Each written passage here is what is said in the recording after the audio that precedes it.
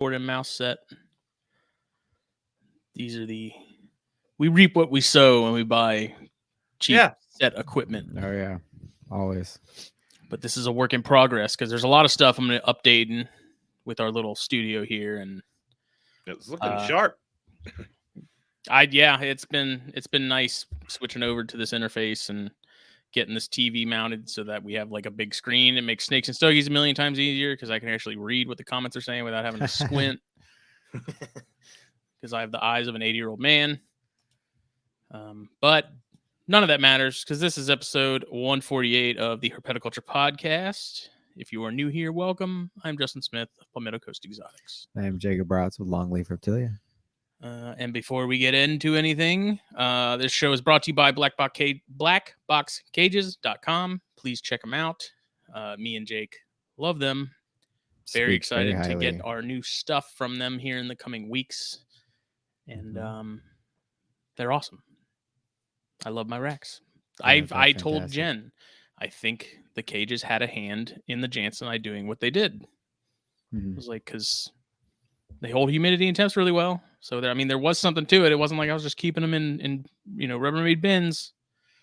So I gave her some credit for it too. I was like, this is a team effort. It was a team effort. Didn't even know it.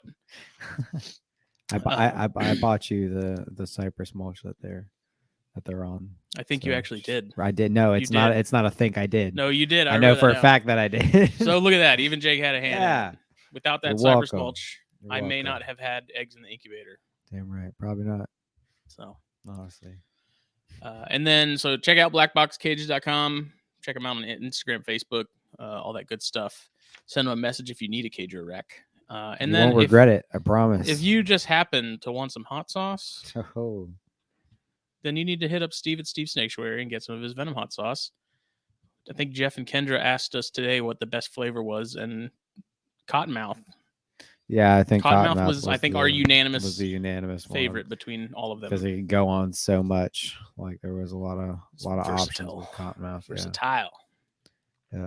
So check him out when you buy these hot sauces. You're helping him with his rehabilitation, rescues, relocations, public outreach, all that good stuff. He's doing good work. So if you get his hot sauce, you're helping him out, and it's a cool little souvenir like bottle. So when it's done, you can clean it out, and you got a cool little set of southeastern.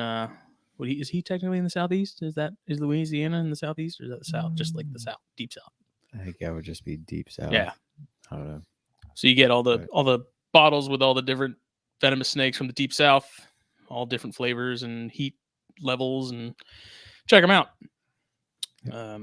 But this episode, we have the crawdaddy himself, Dr. Zac. Speaking of the deep Loughman, crawdads.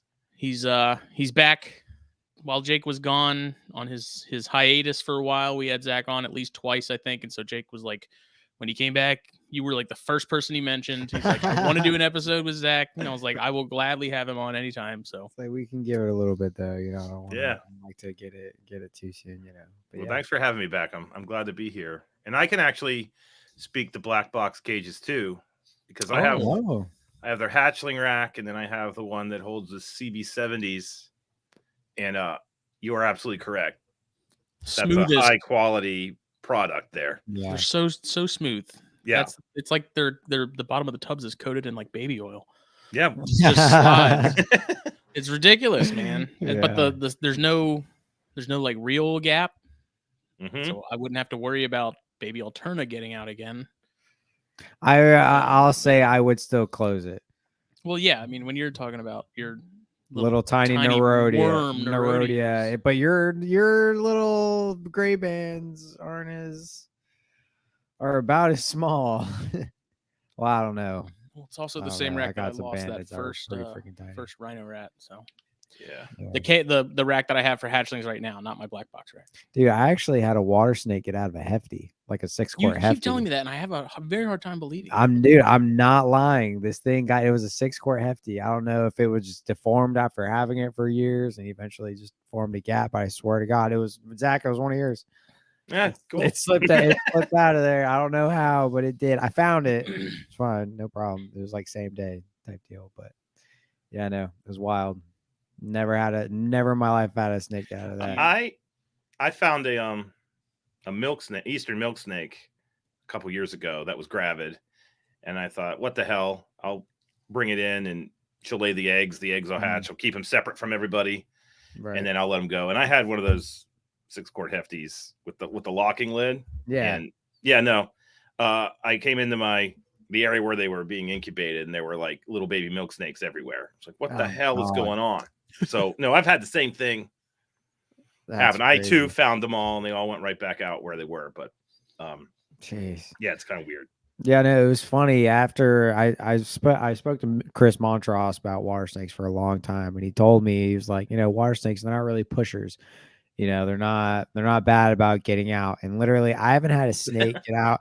I haven't had snakes get out in a very long time. I had one slip out while I was moving, but that was a moving error. One of the cages slipped open. I don't count that as truly escaping. But my female suboc pushes more than any other snake that I've ever owned. Yeah. I mean, she has like nose rub and it's healed up and stuff, but she's still got that sort of, I won't necessarily say scarring, but you can definitely tell at one point she had rubbed it raw, and she's constantly like, her and that pine snake that I have now, they're testing. You can see their little nose following the gap, trying to find that weak spot. And see, I never would see him do that. It was never an issue that like I saw him pushing or anything. But it's literally, I was told water snakes aren't much for getting out and pushers, but like literally, I've had two water snakes get out. I had one of my ponchatulas, and then one of my another bandit got out on me, and that was out of the wreck. That is the nice thing about chondros, is they don't do that at all. No. From what I've kept them in all kinds of racks, all kinds of tubs. They could care less. Like I have a couple that are young males, and I'll see them, they'll go to that crack in like the Cambro rack I have, and they'll like be flicking their tongue and stuff. So they know that it's there. But as far as like seeing them, like I see the pine snake like really put some weight into that gap. They don't do it. They just, they're like, the air hole. So, yeah. But it makes me laugh because I haven't had any escape issues as of late. But then all our friends are like, dude, this got out. Dude, this got out.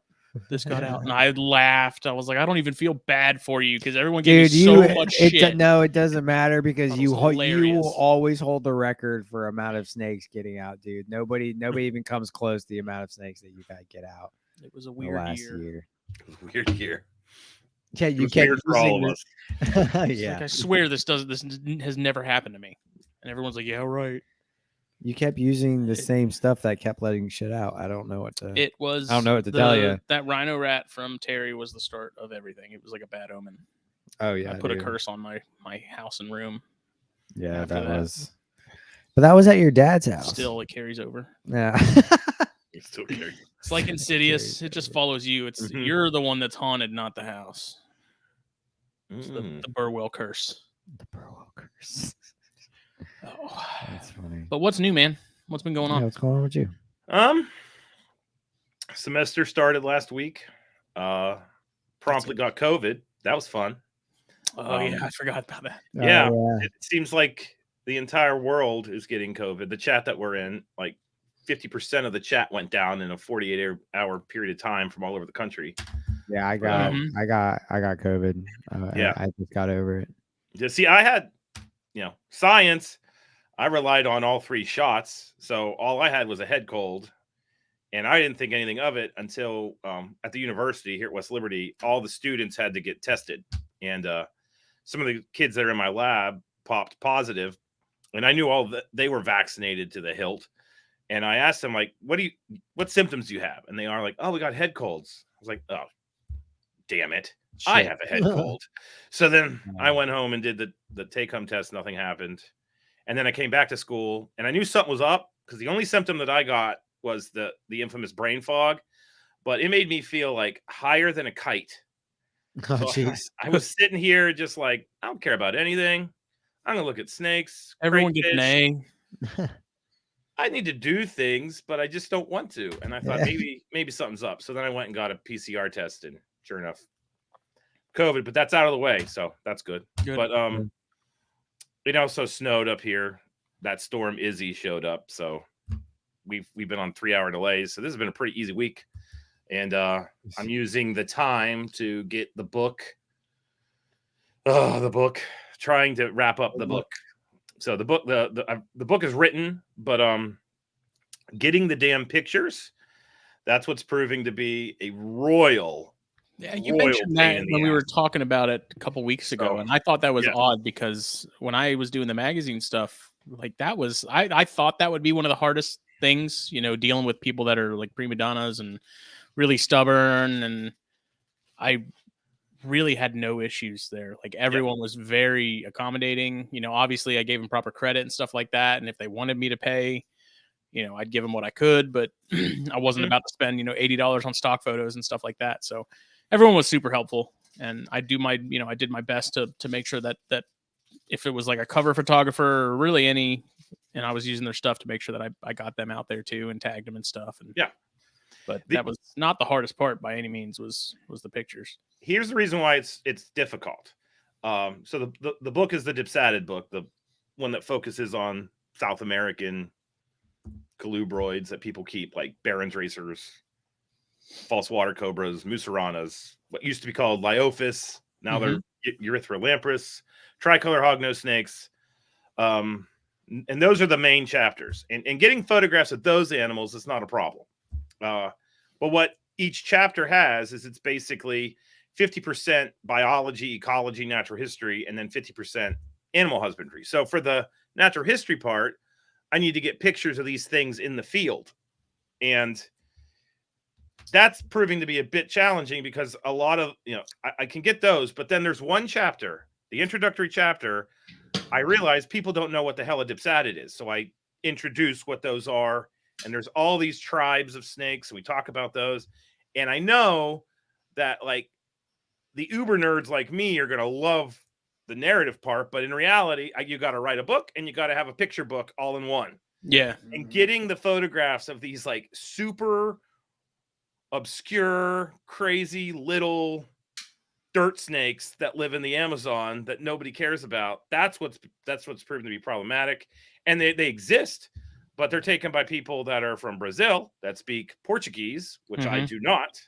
So I'm like, basically have to, you know, do that. But at the same, thank God for Google Translate. So I type out my message, dump it in there, turn it to Portuguese, send it off. And just today, I kind of hit an upswing finally and had the time to do it. Because that's the other thing, is finding time to do this is that's an issue. But it's, you know, it's a passion project, so I don't mind doing it. But literally, that's what I spent the 4 hours between me getting done with schoolwork and starting this podcast, is just basically pound and flicker, trying to get a hold of people.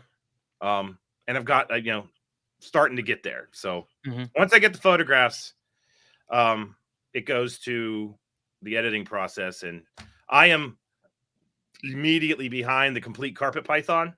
So that book gets published, and then they're moving on to another book. Russ Gurley is the guy that's doing this. And then I'm moving my book's on the docket. So I have to get this done by March, is what it looks like. So how many pages is it? Or as it is currently? As it is, well, it's just words right now. And I think like 1.5 spacing, size 11 font. It's like 175 pages. Wow. So yeah, so it's diesel.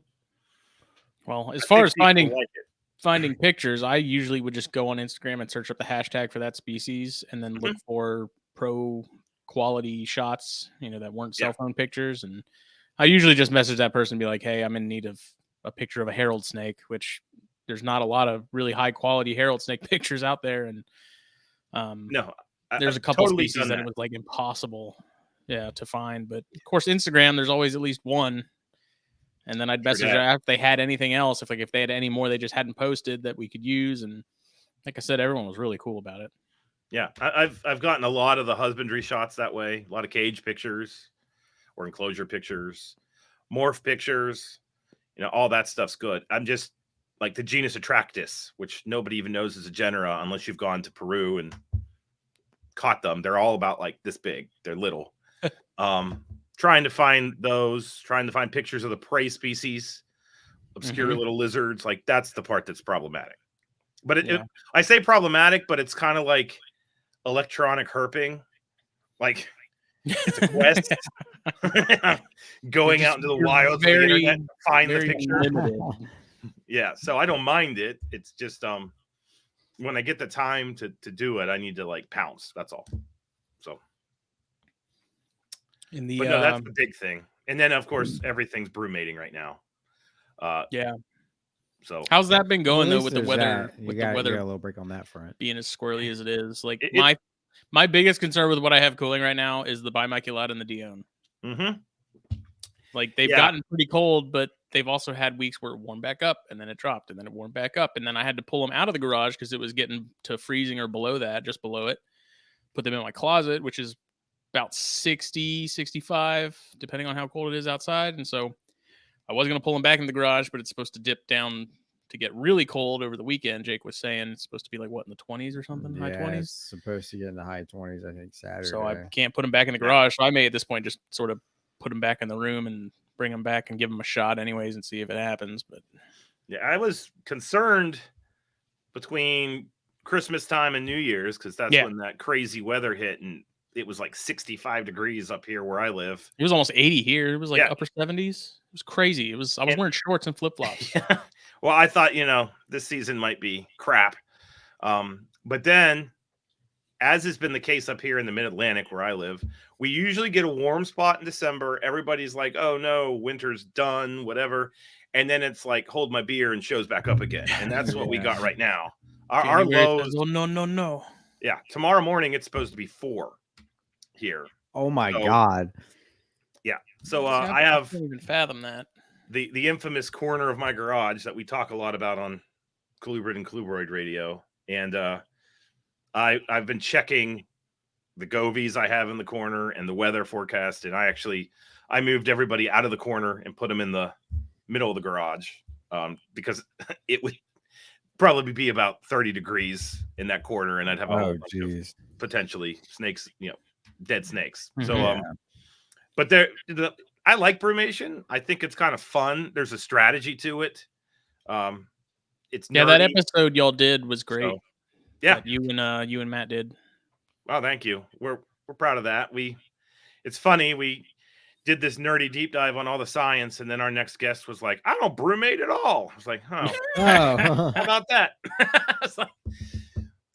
But no. So after doing the research for that episode, though, now I totally understand why it's necessary, and I'm going to keep doing it. But I also realized that in the science building I'm sitting in right now, we have a cold room, and I never really checked what the temperature was in the cold room and found out that the cold room stays between 47 and 52 degrees year round, and was like, what in the actual hell? So next year, we got a lot of snakes moving in there. That's where I put the Bimaculata that we got from the University of Texas Tyler from Neil Ford. So Dr. Ford's Bimax are down there, and then my Oregon red spotteds are in there as well because I wanted them to get cold and stay cold. Oh yeah. So yeah, hopefully they got cold enough long enough to make something happen. But I'm not banking on it. But I'm hopeful. I think maybe they got enough exposure to it, and I kept them dark and everything too. Maybe it'll happen. We'll see. No, I'm contemplating next year, actually doing some like science and looking at some of these species where we have enough of them now with the university. Like we have enough corns. I now have enough Kingsnakes where I want to brumate them the way, like the hard brumation, where you drop them down to 50 and hold them there. And then I want to also do what Rob Stone was talking about on Snakes and Stogies this week, where you basically do the diamond python technique, especially with things that live in maybe like Florida or Carolinas, where they can get warm, but they get cold at night. And I actually want to look at their blood chemistry and look at those hormones we were talking about and see, do you get the same effect? Right. Do you not get the same effect? Like that's a perfect master's thesis. So Oh, for sure. That's got herpetology and herpetoculture wrapped up in one. So yeah. I mean, that's a question that I ask a lot and I think me and Chris were talking about, do the ones at least here in my area, like colubrids and snakes in general, and the stuff that's further south, do they ever actually, do they ever get a true brumation just because of how warm it gets during the day? Yeah. Because I've seen pictures of, I got a buddy up in Charleston that saw a cottonmouth the other day, and it was like 38. Yeah, Like stuff's out and moving. I've seen people like just back in November, someone saw a really nice Eastern Diamondback here on Ladies Island, and it was like in the 40s that week. Yeah. So it's like, are they really even like, are they just temporary where like at night they just hunker down, and then during the day they're like, cool, it's warm enough for me to operate? It's very confusing. Yeah. I didn't like this stuff until I got back into herpetoculture. I was all about ecology, natural history, but now, physiology of animals and human care is something that I find really, really interesting. So, well, it's almost like you're melding the two. I am melding the two. The forces are aligning. So, anywho, but yeah, that's probably going to happen because I have not stopped thinking about this stuff. And then Chad came on, like I just said, and was like, no, I keep the snakes at 78 year round, and I cycle them with food cycling like you would a python. So that was a good episode too. I really enjoyed that one. No, they're all great. It's one of my favorite podcasts. Oh yeah, it is my favorite podcast. Oh well, thanks, Jake. Hands down. We try, Matt and I. Yeah, you guys do great, man. I love it. Well, it's like you, Matt, Rob Stone, Burke. Like there's guys that I could just like, I don't even have to just put me in the corner and let me listen. Like that's all I want. Like I don't even have to be involved. I just want to hear it. It's like I just stand there with a smile on my face like a weirdo. Just it's like Carpet Fest all over again. Yeah, exactly. First Carpet Fest where we saw Burke for the first time. It was like, whoa, he's real and he's short. Dude, I know. No, I remember he just like walked up to me. He was like, hey man, check out this pop win I saw at the pet store up the road. I was like, and I'm looking at him like, do I know you? What? Like you're Eric Burke, dude. Like, don't just talk to me normal. Like, what are you talking about? It's crazy. Yeah, Rob, man, especially so cool, like Snakes and Stogies last week. I'm still trying to figure out exactly what we talked about because I feel like that was good so episode. much that it was like he gets when he starts getting deep and stuff like that. Like my eyes go crossed, and I'm like, what? I feel like I've been put in a trance. Yeah, I love the cosmic octopus. Yeah, it's the best thing on earth. So, anywho, cosmic octopus. But no, we're definitely going to do deep dives into brumation next year. It's happening. That's really interesting though, because I've never thought about colubrids from the Carolinas, because that's how I've approached breeding carpets, is letting temperatures drop at night or turning hot spots off at night and then turning it back on during the day. That's kind of like the general for carpets usually, and I've never thought about that being a possibility with at least southeastern colubrids, or more southern colubrids that don't see that heavier winter, at least that's all the time. That's literally their cycle. Like exactly, you get into places like along the Savannah River. Yep. Oh yeah. Just to south, or not south, I guess southeast down to Beaufort, like where you guys live. Exactly. Your late February, March is that's equal to my April or early May. Right. Last year we had a crayfish project in Sumter National Forest. We're back there again this year, and I believe it was the week of March 20th that we were down there for a whole week, and that project's just flipping amazing because my two worlds collide. We're in a bottomland swamp, which is my favorite habitat. It's loaded with cottonmouths and Nerodia. That's my favorite habitat too, man. That is my favorite habitat. I love it. I love anything swamp, man. Oh man. But we were looking for the burrowing crayfish we were after, and there's a cottonmouth, there's a Nerodia. The flipping, I think that Alec, he's one of my he's a current grad student. He's now a keeper at St. Louis Zoo for herps. But he was out running around, and like in a matter of an hour, they found like 4 or 5 gigantic black rat snakes, like not little guys. Oh my God. But what was crazy is the nighttime lows. The whole week we were down there, we're in the upper 40s to the low 50s. And then it was sunny the week we were there, which was cool. But we'd get on site and it would be about 58 degrees by 8, 9 o'clock. And then by noon, it was 75, and there were snakes everywhere. Yep. Yeah. But then we went out at night looking for things, and it was, we could see our breath. And I think that's that's exactly what those southern animals have. And I got into Kingsnakes big time this year, and I got a bunch of Brookside Kings, and I was asking everybody, like, well, how do you brumate these things? And they were like, oh, just drop them down to 50 and hold them. And I'm doing that because that's what has worked in the past. But at the same time, like, it's not dropping to 50 every night in Palm Bay, Florida. Right. It's not doing. When that happens, it makes national news. If it happens for like 4 nights, for a week, a big deal. Yeah. But the Brookside respond that way. So if you were to keep them the way you keep a diamond, you're probably going to get just as much success. So, but no, I don't know. I've just really been nerding out on this stuff and thinking about it a lot. And so would you give them the nighttime lows? Are you thinking of going to the nighttime lows of like 50 to 60 as well?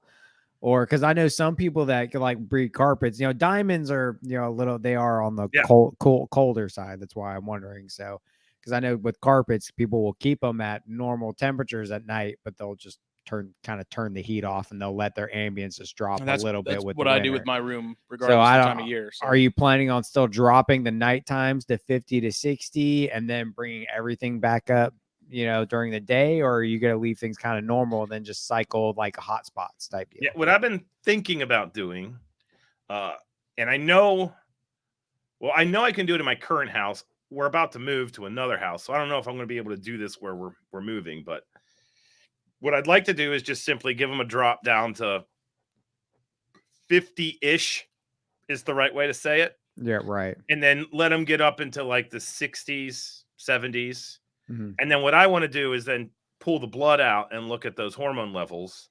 And at the same time, have another set that are doing the hard brumation. Right. And then do a blood draw and look at the hormone levels and see, like, what do you need? Because on one hand, you might think, like I was thinking initially, dropping a Brookside down to 50 and keeping it there for months. Like, is this good? Is this bad? That seems a little unnatural. But at the same time, if a lot of breeders are doing that and their snakes are surviving, then obviously they're surviving. But just because they're surviving doesn't mean it's good. Like, you've got long-term welfare to think about here. So, I mean, and that goes to like that. I bring that up a lot with, certain things because I feel like as a whole, we lose snakes very early in captivity. And I think it's things like that lead to it. Like, that Brookside, it may have lived to be 10, 12, but it could have gone to 20, 22. Yeah. And before we go any further, I know that Brookside is dead taxonomically, but in the trade, that's what we call them. So that's what we're going to talk about. But I also know that there's people that aren't, dropping them way down. So, but the $1 million question is, if some guy in Wisconsin's holding the snakes at 72, 74 all year round, and then we got me in West Virginia dropping them down to 50 and holding them there, and we got somebody else that's doing a night drop, like those are many different strategies to skin the same cat. But whether we like it or not, I hear a lot of people in herpetoculture say, like, well, I mean, this is the way I do it. My snakes live forever. Well, just because your snake's living forever, that doesn't mean that it's living its best life. And I want my animals to live their best life. So and we can use science and blood chemistry and things like that to actually answer that question. And see, then I'd like to answer that question. Yeah, because that is factual. It's not just guessing of, oh, this works. Like, that is evidence. Yeah. And on the same line, I have right now, it's actually in the room behind me. So in 1999, I took herpetology as an undergrad. In 2000, I took herpetology as an undergrad. So that's 22 years ago. And we all went to the All Ohio Reptile Show, the 8 students that took it with me. And my friend bought a South Florida king snake then, and it was an adult. Okay. That snake is alive behind me, and he had it for like 5 years. And of course, wasn't into having a snake anymore, and I got the snake. But that animal's been kept so many different ways. It lived on newspaper. It's lived in a decked out vivarium. It lived in a rack. It lived in a 55-gallon fish tank with a screen lid and a clamp lamp from Lowe's. Like, a million different ways. It's still alive. But even though it lived all those different ways, one of those ways was the best way. for it, where it was most comfortable. That's what I want to try to get at, because when your animals are not stressed, they're going to live longer and they're going to reproduce more often, and they're going to rebound from that process. Yeah. So that's what I'm after with, trying to figure out. I think that's the fun part of herpetoculture from a sciencey point of view. And I think we all should be at least willing to give that a go. And that meeting of natural history and sort of molding it to the best of your abilities can make a way bigger difference than care sheets could. Oh yeah. And that's because, and I totally agree, because I'm trying to because that's something I've been trying to start moving forward to with, because I'm very happy with where I am at my current collection, and now like with the animals that I have, I want to start moving towards doing a lot more for the enclosure side of things, like more cages, more setups, more naturalistic things. Yeah, up. There you go. A little better. Yeah. Oh, see, I gotta make out with this thing to talk into it, and it's uncomfortable for me. But yeah, I want to start incorporating more like actual cages. I'm always going to use racks. They're always going to be more convenient for several babies and things like that. But I want to start moving stuff too, even if it's a grow out, into smaller cages. I would like to have, sets of small cages for things growing, and, using a lot more lights. I've always been an advocate for belly heat for years, but, I'm actually getting set up from BlackBox equipped with UVB and actually basking light. And this is the first time I've used a setup like that in quite some time, especially for a snake. So I'm pretty excited. I'm going to have a yellow rat snake in there, so I'm excited to see how he reacts to that. And if all goes well, I plan on pretty much over time switching all my adults to setups like that, just to get the UVB and UVA, lights and more cycling. And I'm going to start doing night cycles for everything, turning heat off at night, because I feel like that's more natural for the animals and all that stuff. So I'm all about it. Yeah, no, I keep most of my stuff naturalistically, not bioactive, with a naturalistic approach. There's a difference. Right. Yes. Big difference. Yes. And I have racks at home, mostly I just find that racks are the easiest way to grow the snakes, not lose them.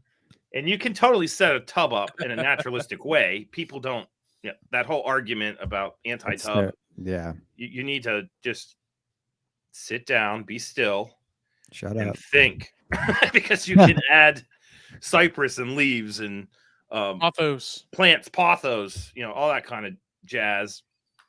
And a lot of snakes, I'm not saying baby snakes don't bask. They absolutely bask. They get UVA, UVB. It is very difficult to incorporate that into a tub. But at the same time, a lot of species are fossorial when they're young. They're literally part of the leaf litter down on the ground. And if you recreate that, you're creating the habitat that they prefer. That's one of the reasons why I did the transition to Kingsnakes, is that where they naturally occur. And I'm talking about the Getula Kings, the big guys. Those are the ones that I like. The Methpropeltis. Those are the ones. Those are the ones I like, and I'm trying to.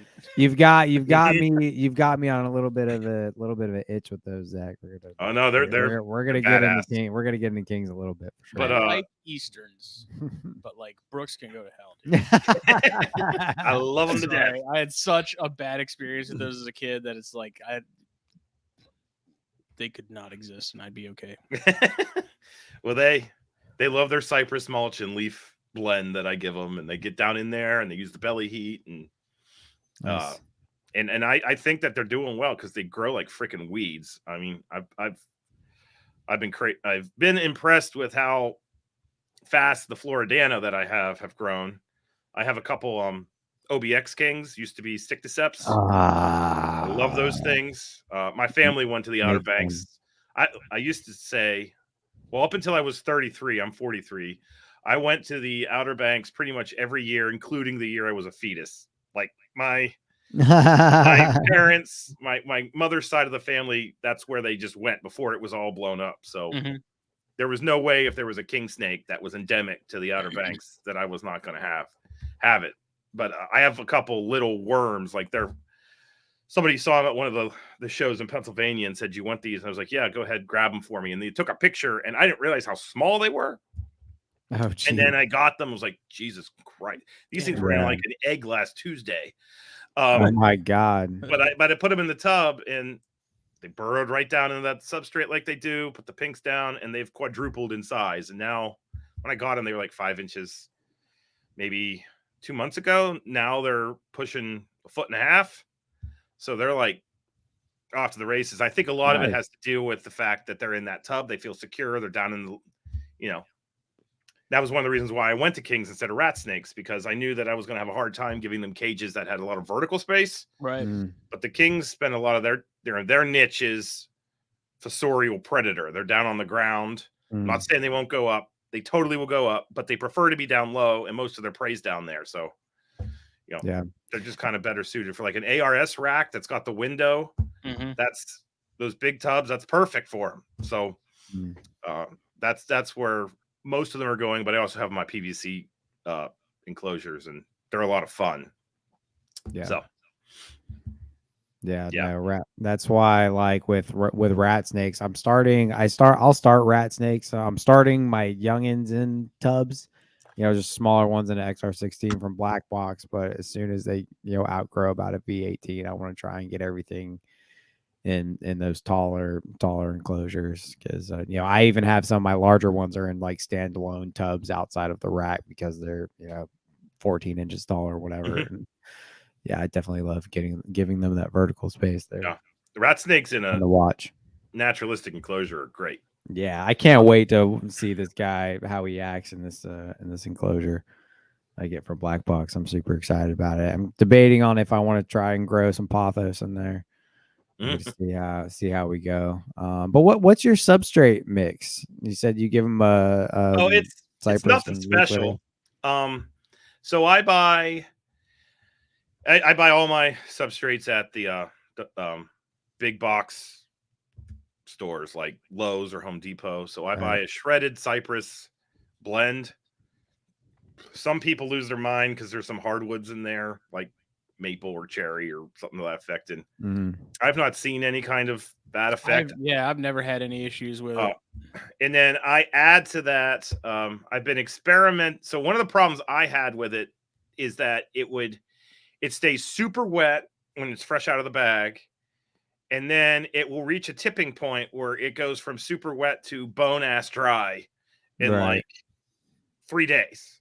And I was having a really hard time maintaining humidity with it. And so I was at a store we have here called Rural King, where people go and like buy farming equipment and crap like that. And I knew they had animal bedding in mass, and they had these bags of corn cob bedding, which is just corn cobs minced up into like a pelleted form. And I thought, okay, I'll give that a whirl. And so I kind of mixed that with the cypress. And what's cool about that is if you miss the corn cobs, it holds the water, but you got to be careful, because if you add too much, it molds like that. I believe it. Geez. So you have to experiment a little bit, but when you get that perfect balance, it works out well. And then I take just leaves from outside, mulch them all up, and I throw them in my freezer.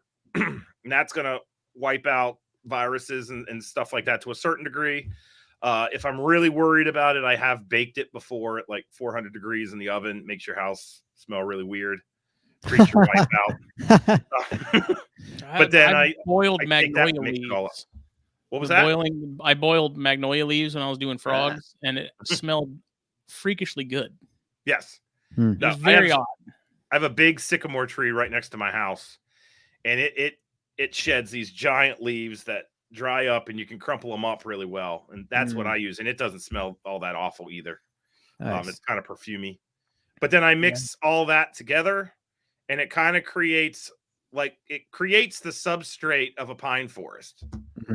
Because that's exactly what I'm going for. I'm trying to figure out a sub to do a mix of, and I did a little experiment the other day just to try. I mixed bark and some cypress together to see just how it came out. But I want to do some bark cypress, possibly sand and Yeah. possibly a little topsoil and see if I can get Yep. that piney feel to it. But I I've thought about thrown- crumbling up leaves.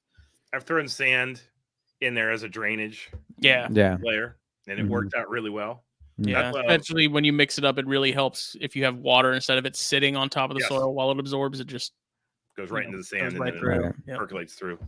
But that's the substrate that I'm using for most of my stuff, actually. And then if I need more moisture, I just take sphagnum and soak it and wring it out a little bit, and then I'll throw it at one end. Usually, if it's in a tub for a rack, I'll put it up on the cool end, because if you put it back by the heat tape, it just cooks it. Doesn't cook it, but the humidity, like, you might as well have the Amazon. It's crazy. But I went to that because my house, because we have winter up here, and the ambient humidity in my house right now is about 10%. So that, with just the natural, what's going on in the tub, I can hold it at like 30 to 40%, but I wanted to get it up around 50 to 80. And so I played around with all kinds of things trying to figure it out. And it took me about 2 years to figure that one out. But for the baby Kingsnakes, and a lot of my like tropical stuff, it's working out pretty well. Nice. So I think we have a very far advantage with that here with humidity. I don't have a problem as far as humidity goes with anything. Yeah, I use Aspen with all my colubrids, and I have we're still at like 50% here, even in the winter. Yeah, and that's just out. That's not included like in the enclosure. I have no idea what it would be in the enclosure, but yeah, our average is from 30 to 50% this time of year. Yeah, no, we run heaters that's pumping out hot, dry air. So what little humidity would be present in the houses around where I'm at, it just is all vaporized. Yeah. And I have definitely thought about that being a cue that we don't think about for brumation. Because ever since Chad said, I don't drop my heat and I brumate things fine, I've been trying to think of like, well, what is the trigger that's letting those animals know it's winter if it's not a thermal trigger? Yeah. And like the only one that I could think of is, and I don't know because I'm not in Chad's house, so I have no clue what his humidity is, but I thought you're going to have an increase of humidity in the spring and summer and a decrease in the winter. Maybe that's a cue, or it could just literally be temperate colubrids don't need to be cooled, and we're all doing something we don't have to do, which is why I want to do the science to figure out what the hell's going on, because that has me thinking a lot. Well, Chris Painchab, his Everglades produced, and he didn't cool them. He just coabbed them, and but they're from the Everglades. They just produced. But that's what he's getting at, though. The more southern colubrids. We had that conversation on Snakes and Stogies like 2 weeks ago, and I had talked about how like photo periods seem to be the only thing that was universally the same no matter where you were at. Like those days are shorter, and for some reason it seemed like Phil struggled to agree with that, and it turned into a whole conversation. But I was like, that's really the only thing that we don't have complete control over. Yeah, it's like, wouldn't that play a bigger factor? Because winter is winter. The days are going to be shorter no matter where you're at least here in the States. So it's like, yeah, like didn't have to cool Everglades rats down here, but you did up there. The photo period is still going to be the same. Right. So it's like, is that not playing a bigger part in it is kind of where I'm where I was. The issue is when you have the animals in like a room in the middle of a house and they're not receiving that stimulus. So, that then begs the question, like, what the hell are they? What is telling them to do this? And there is an evolutionary response that's present here. Like there's biology behind this. This is not an accident. There's something going on there, and that's why I think it's super interesting. So, anywho, well, to keep us up to date with that, because I want to hear your thoughts. That's really interesting. Now you've got me doing a lot of wondering, because it makes a lot of sense. Makes a lot of sense. But so you're just doing like Brooks and Yeah, let's talk about Eastern Kingsnakes. Oh no, I'm doing them all because that's the way we do things, right? Exactly. We can't just have like a small amount. No, you have to have them all. Yeah. So back in May, well, I'm doing all the ones I can do legally, and we'll get into that here in a minute. Because West Virginia has new herp regs. Back in April or May, I was just having a rough 2021. My wife had we found out, and she's totally fine, but we found out that she had a very large tumor on her pancreas, and like the one organ you don't want to have a tumor on is your pancreas. Yeah. So she had to have this big surgery, and I spent 10 days in a hospital with her, commuting from here to Morgantown, which is about an hour and a half, or not, that's like an hour and 10 minutes. And then the like we had a week of good, and then she got pancreatitis and ended up back in the hospital for 10 more days. Oh, jeez. And, I was working on the book, and I was worried about her, and I was driving. And when I drive by myself, that's when I think, and I realized that I liked my collection at home. I didn't love the collection, but it could be better. And I just started thinking like, well, what's going on? At the time, I had a lot of Asian rat snakes, which you now have, Justin. So anyway, so you reap the benefits of this whole thing. And I was just like, well, why do I have these? And I just kind of realized that I got them because I thought I would like them. And I was being honest with myself. I like them.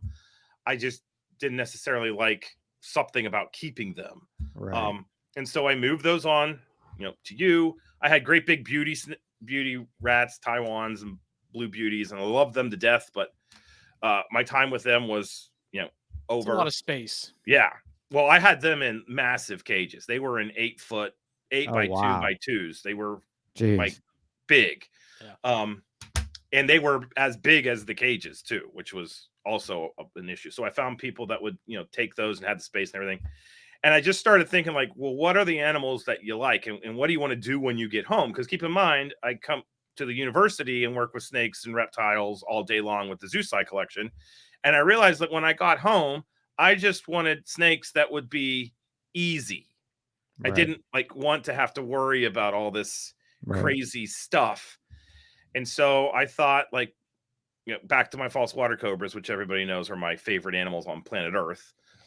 So I thought, what's a snake that lives in North America that, has attributes that I can provide adequate caging for? And I was like, well, the king snakes are cool. And so then I did something that is very dangerous for me is I started looking for a book. And if I can find a book that does a nerdy deep dive on something, that's my gateway into the, the deep regions of it. And I found Brian Hubbs's Common King Snake book and bought that and the Mountain King book. And I thought the Mountain Kings would do it for me, but then I realized they're temperamental bitches and I don't want to deal with them. So I was like, but these things, you put a mouse in front of them, they eat. Slam it. You put a rat in front of them, they eat. Put a hand in front of them. Yeah, exactly. You put a hand, they're going to eat it. They don't care. And then I also realized that a lot of things I like in herpetoculture. So there's totally localities out the wazoo. Yeah. There's some really, really cool evolutionary biology with these animals. There's paleobiography with these animals. So I was reading Hubbs's book, and then I did a deep dive with some publications. But Outer Banks king snakes, if you ever look at them, and then you look at a Florida king, and you're like, they have the same pattern. No, but they're so far apart. But they're really not that far apart. If you go back to the middle of the middle of the Cenozoic age of mammals, to the Miocene, Pliocene, when the Ice Age was present, all that water was slurped up in a glacier. Sea levels were lower, and that phenotype that we see in Brooks kings and Florida kings, that habitat they needed, which is that low coastal plain, they could totally get from Florida up into the Carolinas. And then we have warming, glaciation, sea levels rise, and the OBX kings are isolated out there, and the Florida kings are way down in peninsular Florida, but they're related. That's not an accident. That stuff to me is, I can't get enough of that. So I was learning about this, all that, and I was like, okay, this is happening. I'm just going to get a couple. So then I I traded some water cobras. Famous last words. Yep. Yeah. To the guy at Evergreens Reptiles, Shane, and he had a trio of Florida Kings. So I got those, and I traded more water cobras and got some Goinai, and some what are they called? The Canefield Kings, which are classic Floridana. And then everybody's dealer, I talked to Montross, and the next thing you know, Hey. I got like 8 Kingsnakes now. Not 8. I got 1, 2, 3, 4, 5 localities from him, and it just kept snowballing. And now I have all the species I can keep legally. I can't keep Niagara, which is the Black King, which unfortunately is my favorite. That's the only one that I have found in the field because they were around Huntington, West Virginia. Actually, I bred those and didn't even mean to. The last wild-caught snakes I collected to keep was I found a female and I found a male in a field of the Black Kings. And then when I was a graduate student at Marshall, and then I got my job at a nature center here in Wheeling, and they had a snake exhibit, and they basically were like, we're trying to get all the snakes to West Virginia. If you find king snakes, please nab them. And I had permits and all that stuff. And so I brought them up, and then I had them. I actually made a mistake. I had a rack, and I put the male in a tub, got confused, put the female in the male's tub. And then I heard a bunch of thrashing and thought, oh, Christ, the male's eating the female. And then I opened up the tub and was like, he is not eating the female. We're going to close this slowly. And that led to like 20 little Black King babies. So I also knew that they were easy to breed. And I've been looking for an animal that I can use for my research here that'll hold my attention, that is easy, that's not something that everybody else is into. And one of the things I've noticed is like rat snakes seem to get a lot of love. The Mountain Kings and the Alterna and Leonis or Theri, whatever, Mex, those all get a lot of love. And I'm not saying that Florida Kings don't get love. They get love. But like Leonis there seems to be a smaller subset of people that are doing it. And so, yeah, got into those. I now have specs. It's also very easy to amass a collection of these things, and they're not overly expensive, which is also nice. That's how I ended up with so many rat snakes, man. Yeah, and because yellow rat snake, because like people, when it comes to rat snakes, I feel like a lot of people are into like the black rat morphs. You know what I mean? People love rat snakes, but a majority are into like the black rat stuff. You know, nobody likes the yellows as much. You know, people like the Everglades. People love that bright orange Everglades rat. Yes, but nobody loves those classic yellows, and like those are some of my freaking favorites. Yeah. And it's like they're so cheap, and I love them so much. Yeah. And it's so hard. And then the other thing I love about the Kings is that I can go herping and see these things. Yeah, so that's the best. I did my epic Kansas trip for the Plains hogs and didn't find them. 35 species, no Nassicus, but I had 2 species I wanted to find, like that were the targets, the main targets. The other one was a speckled king snake. That was the other target we didn't get. So like I can also incorporate like the herping piece. So this year, one of my goals, I'm in a lot of king snake territory with all the crayfish work I'm doing. So it's very, and the work we do doing the crayfish sampling is very similar to herping. We drive from site to site to site back in the backcountry of wherever we are, Kentucky, West Virginia, South Carolina. And we pass all kinds of herping spots. We're also driving all the time, so we're perpetually road cruising. Yeah. So I'm going to try to incorporate the field piece to this whole thing. I'm not collecting anything. I don't want to bring them into the collection. I just want to get pictures and take some. Every time I find one, I'm just going to get some microhabitat data. And I'm trying to figure out a way to do some things with king snakes that I want to do with water cobras, false water cobras, but I can't get to I can't just go to Paraguay. That's hard. Right. That's super expensive. But I can go to South Carolina, or I can go to Florida, or I can go to Kansas. So but I'm really digging it. I like it. But right now I have specs, Holbrook Eye, the Outer Banks Kings. I have a pair of Easterns that I have, talked with West Virginia about. I have the Florida Kings. I have the Goinai and the Means Eye. So I pretty much have all of them, but Niagara. West Virginia just passed herp rules that said you can't keep native species unless we just can't keep native species. Right. And I'm part of the committee for the state that works on herpetology. And when the rules came out, I was kind of like, we didn't talk about this. This wasn't discussed. But sounds about right though. Yeah, but the good thing is though, I was able to like talk to the people, and you know, it's kind of a testament to when we actually talk instead of just laying down the law, because we have a population of corns in West Virginia. Corns are one of our rarest snakes, and to my knowledge, no one's ever collected them. No one's ever kept them.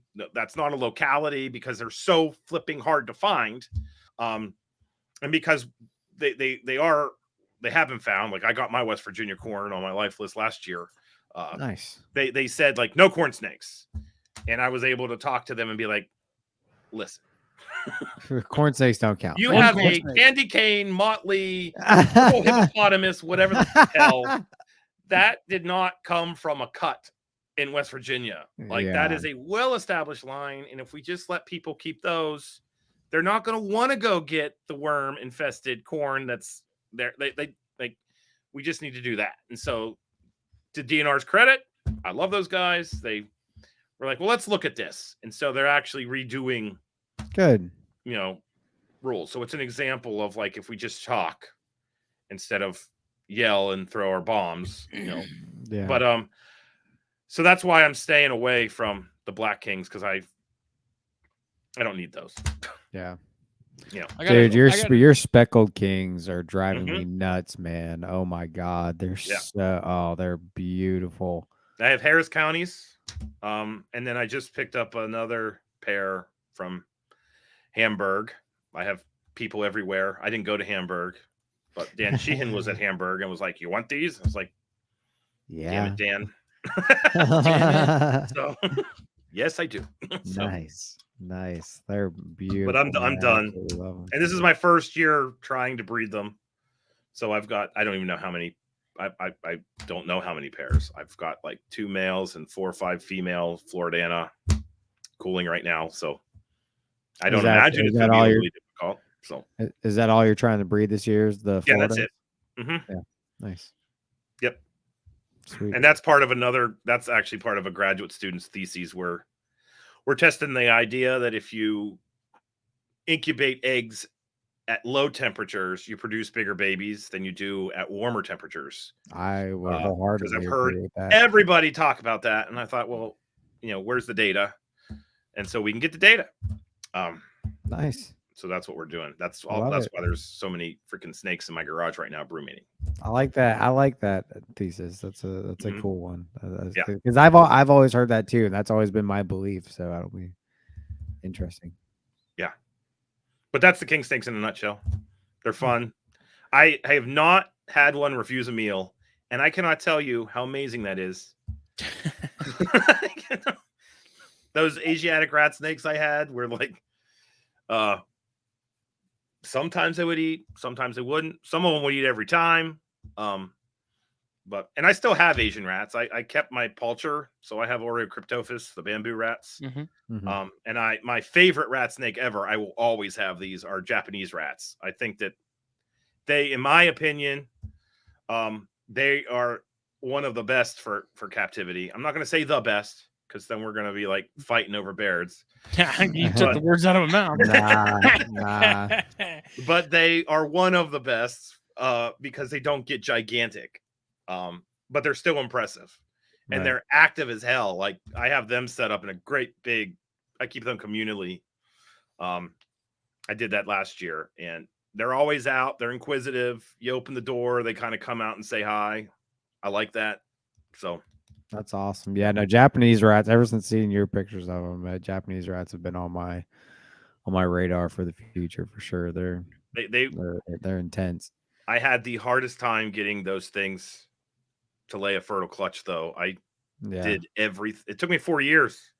Other people breed them every freaking year. I went to I talked to the Zirkles, and they're like, I don't understand why you're having a problem. These are easy. I was like, they don't like my house. Like, there's something about the juju in my house. They breed like crazy. Slug clutch after slug clutch after slug clutch. So that was my favorite clutch of last year, actually, was the That's Jack awesome. Rats. Yeah. I do like, so as far as the Eastern Kings, I do have an appreciation for those because there is a lot of variation, you know, across the range and stuff, you know, especially you get up into like Virginia and you get the wider bands and you know, more white, and then you come down here and you get a, you know, much thinner bands and more black, and there's a locality like Chain King group on Facebook that's there's totally locality with them. People are, I think, really it's a shame that those get sort of overlooked a lot, but at those the same are time, my having kept favorite. some, I understand why. Those are my favorite. Yeah, they're psychopaths, but man, they're my favorite king snakes. It's sad though, I've only ever found one. I've only ever found one Eastern King around here, and it was at the Sands of all places. You know, I saw one. It was right on the salt water area when we were in that little. Me and Ellie were walking around that little Cypress Wetlands area. Saw a really nice one. Tried to catch it. It was too quick. That doesn't surprise me because of the cypress, but this was literally like off the boardwalk. That's weird. Of the sands, like literally in the marsh. I'm pretty sure I caught it in this ditch that led to saltwater. That's crazy. It was crazy, but yeah, big old Eastern King. I think it was probably 5 foot long. It's probably eating crabs. I don't know how, with all the traveling I've done in the Southeast, I haven't found one yet, but I actually don't have that on my list of things that I have observed or collected or taken a picture of. In West Virginia, they are actually tied as the rarest snake.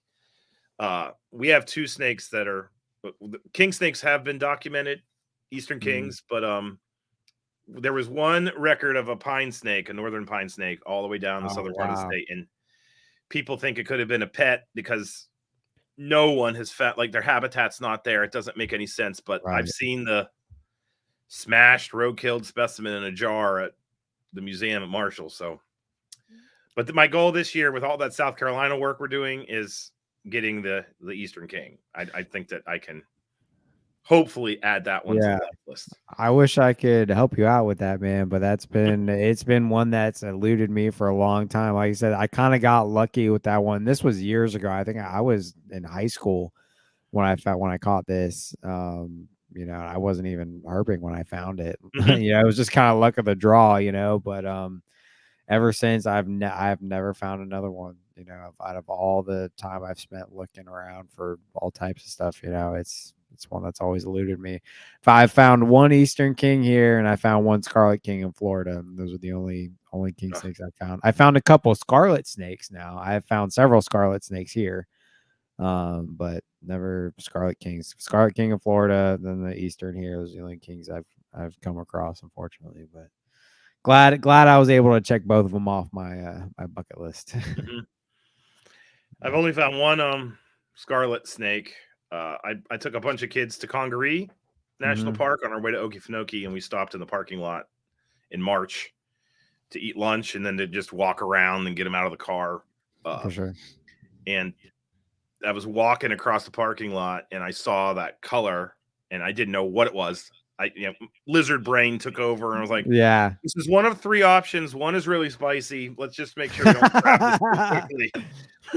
But I ended up like falling in front of everybody because, you know, I did the whole thing and it was killed by it was been run over. But I reported to the park and the park was like, oh, we don't have that many records of those things. And I was kind of shocked that they didn't because they've done a lot of herp surveys in Congaree. So nice. But that's my only Scarlet Snake.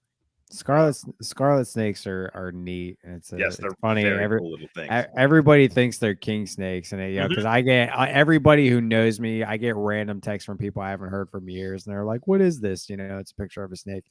Can't tell you how many Scarlet Snakes I've got. I'd be like, "Is this a king snake?" Like, no, it's not. It's very close, but there's no shortage of those down here. Yeah, they're really neat little snakes, though, man. They're super cool. I would love to keep them if they were good captive snakes, but they really, from what I have heard, I have never attempted, but from what I have heard, they do not do well in captivity. But they are super neat little snakes for sure. Yep. No. The only one I've seen was flat as a pancake. So that sucks. Yeah. One time my cat left one with no head on the front porch. That was neat. I was not happy about it. I say my cat, my mom's cats. I don't do cats. Yeah. But yeah, no, that cat almost went into the pond. But, you know. Speaking of ponds, what about water snakes, man? When did you get into those? I've been into water snakes as long as I've been into snakes. Oh, so, really? Yeah.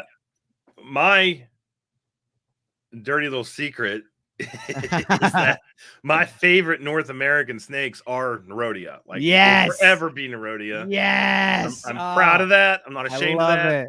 I'm not ashamed of it. Back in my herpetology days when I was in grad school, and we would go to these like big fancy meetings, and everybody's talking about Adamantius this, or like, you know, Eastern Diamondbacks, and like then you go to the people that study timber rattlesnakes, and you know, they're walking around with their chests puffed out, and then you got me, and I'm like, I love my northern water snakes. Yeah. And everybody like, what the hell? So like I just have always liked animals. This is also why I like the kings.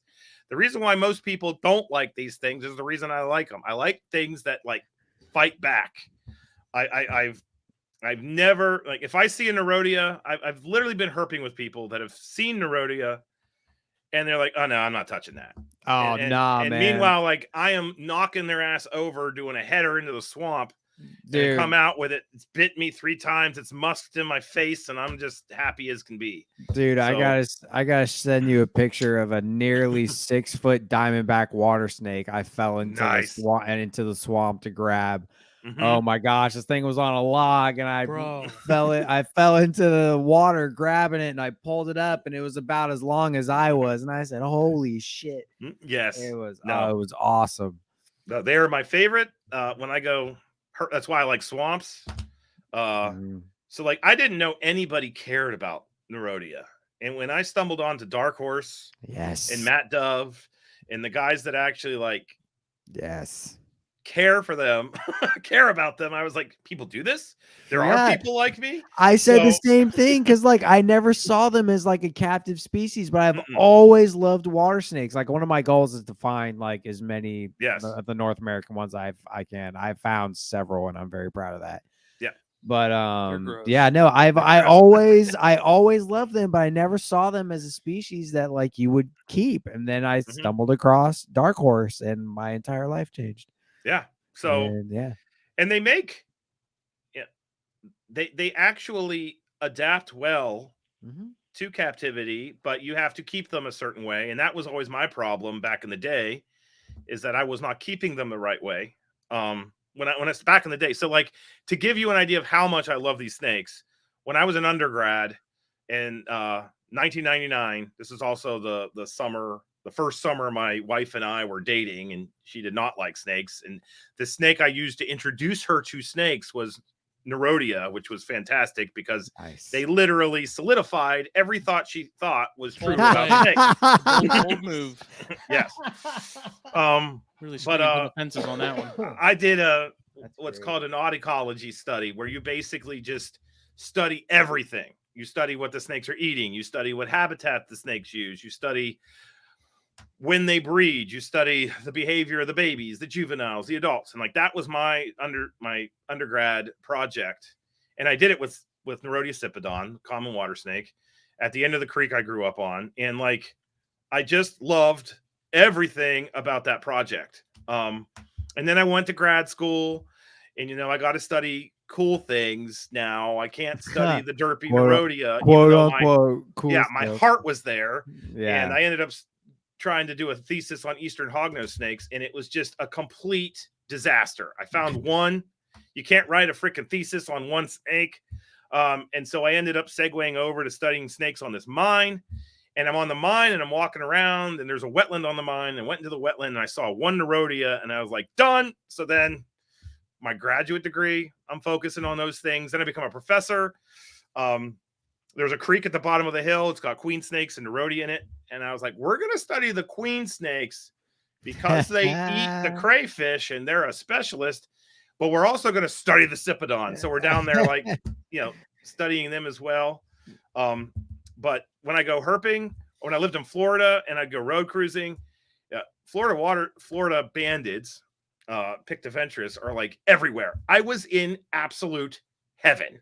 Like I would go to some roads with my headlamp, just park the car and, come back to the car bleeding freely, smelling like absolute crap. Oh yeah. And every single one, I had to catch it, look at its pattern, interact with it. So no. In fact, one of the things that I'm like toying around with is when I get this book done and I get the hognose snake book done, I really want to do a book on nature scenes, because I think it would be cool to have a book that focuses on garter snakes, water snakes, and the Asian nature scenes. Because in Europe, fun fact, they appreciate Nerodia in Europe. We do not appreciate Nerodia here. No. But anywho, no, I love them to death. And I love keeping them because they are one of the most interactive snakes you can keep, in my opinion. They're crazy. I love them. Yeah. You set them up in a naturalistic enclosure. You got to be careful. You can't keep them too wet. But I have mine that we do a lot of target training here. And like Nerodia they're considered to be derps and everything like that. They are so visually and like everything about, they're very visual in their hunting. A lot of snakes rely on chemosensory. So they'll smell the rat, they pick up the pea trail, they track it, they eat it. Nerodia do that, but they're also like hunting visually. I was able to train the Florida water snakes, the target that I have, the Florida banded water snakes, in like under a month. So I can hold up a little target and they just boom down to the glass, and they're sitting there like little beagles waiting for me to open up the glass.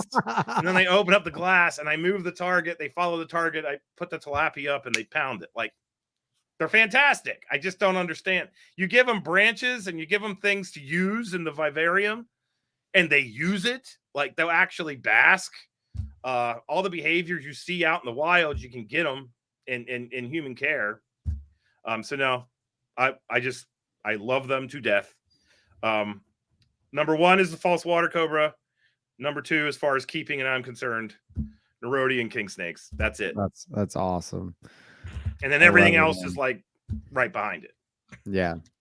No, I've really enjoyed keeping Nerodia. They are different. They're very different from anything else I've kept. I will say that it's very odd for me. Like I've always, because I don't tongue feed any of the ones I have. Granted, most of the stuff I have is pretty small, but it's very odd for me cutting up pinkies and putting basically a plate of food out for them, and then just hearing a bunch of little ticks of them flailing around in their enclosures and going insane over this plate of food that's in there. And it's so funny. Like, I have two of yours in one enclosure together, and dude, I'll put a plate in there with just a bunch of pinky parts in it, and I'll just wait. All of a sudden I just hear little ticks of bedding being thrown around, and they go insane. Thrashing. It's crazy. They're little monsters, but they are so, like you said, they're so inquisitive, and they're the only snakes I have that will literally fly out of the tub with a mouse just in their mouth, just out, and they're just going. I can't wait to get them more set up in more naturalistic enclosures. I'm really excited to see them. I keep mine a little different than most people. Yeah, I was going to ask how I have all of mine are set up with. I try to get them in an enclosure that has some kind of open ventilation for their lids. And if you go out and collect these things, collect's the wrong word. If you herp and you find them, Nerodia are absolutely sun worshipers. Yes. They like to bask, and I feel like that's just a part of their biology, that if you give them the opportunity to do it, they're going to do it, and it might benefit them. You don't have to do it. I know that many of the Nerodia keepers don't, but I have all of mine set up where every one of them has the ability to bask. Even the grow outs are in. I went to a show and they were selling these little things for tarantulas. And it's like it's the footprint of a 10-gallon aquarium, but it's only like 5 inches tall with a sliding screen lid. So that's what I bought to keep my grow outs in and everything like that. But it's like babies and stuff, like keep them in groups in those. Yeah, that's where yours were before I sent them to you. Yeah, and you're able to put a heat lamp on top of there, and they're just fantastic because I have them all decked out with like grape wood. And it's strategically placed underneath the lamp, so they've got basking platforms. And then I have most of them are in PVCs that are 2 foot deep, 15 inches tall, and then 4 feet long. And then I've got they're on the tops of the stacks, so they have the lamps. Mm-hmm. And then I take pothos, put the pothos into a basin, so I fill up the basin so there's water there, and then I have just a bus bin with water on top of bricks, so they can get under that and use it as a high, but then they can get up into the water, and then they can travel along the branches that all lead to the water. But they're so freaking awesome in that setup, because I walk in the morning, the lights come on, and they're down. And then within 15 minutes, you'll see them all, and they all kind of slither up there, and they do their coils underneath the light. And then they'll do different types of basking throughout the day. And then when they get to temperature, they hit the water. And it's just like having a little coastal swamp. Like, it's the best thing ever. And that's my favorite animals are the animals that if you give them that kind of environment, they're going to use it. And you can just kind of get a little window into what they would be doing behaviorally out in nature. That's why I tried to get into pythons, and they just kind of sit there, and I got too much herpetoculture ADD.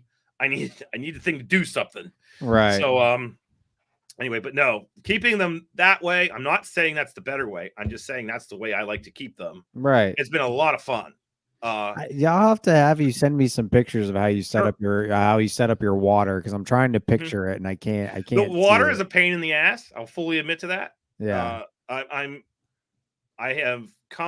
trying to figure out a way to put some bulkheads on those bus bins and then have tubing so I can just open it up and drain it into a bucket, because they will absolutely crap in the. Now, one thing that's very, very interesting is that I don't ever find when I don't offer them the water, you get the fecals and the urates all over the enclosure. When I give them that great big bus bin of water, it seems like 90 to 95% of the defecations occur in the water. So it actually makes keeping these snakes that are oftentimes perceived as kind of gross because they crap all the time relatively easy, because all the poop's being deposited in one spot, and you can pick up that bin and dump it and clean it and sterilize it.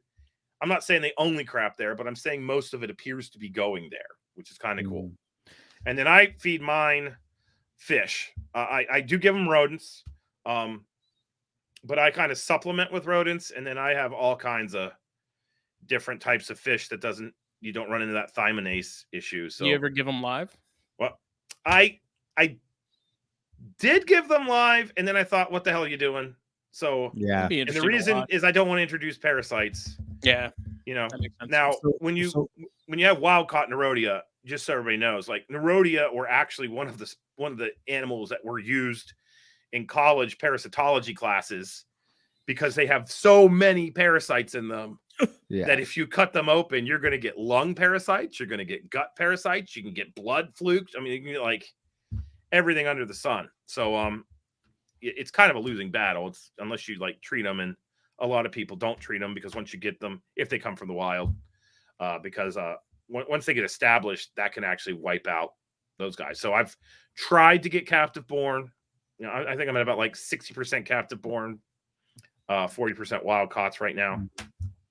But no, I have one rhombifer, a bunch of the different bandids. So I have fasciata confluens, and fasciata pictofentris. I have the whole slew. So that's what I'm working with right now. I want some of the like if I was going to do any Nerodia, it'd be those Sarasotas. Yeah, the death adders. That Montross got from our buddy. Yes, Eli. Yeah. No, those are cool. The Ponchatulas are really doing it for me. I absolutely love to look at those. And when I actually went and visited Chris Montross a couple months ago, and he pulled out one that just looked exactly like a cottonmouth, like had the perfect, just the almost that alien head look on the side of them, and it was just so freaking cool, man. I really like those. And then I've got some Jacksonville, North Carolina bandids, and then some other Florida bandids. Citrus County, Florida. Have you done any UV Oh yeah.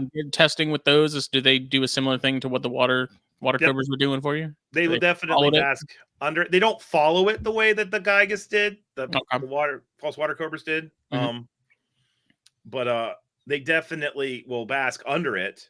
And it's not heat. Like that light is far enough away from where the branches are that I've temp gunned it to see, like, are they getting heat? But they'll definitely hang there. I mean, being as active as they are with the basking out in nature, it doesn't surprise me that they do that. What's been really interesting is their close relatives, the garter snakes, because when I had that like collection crisis in May, it's like, what am I going to keep?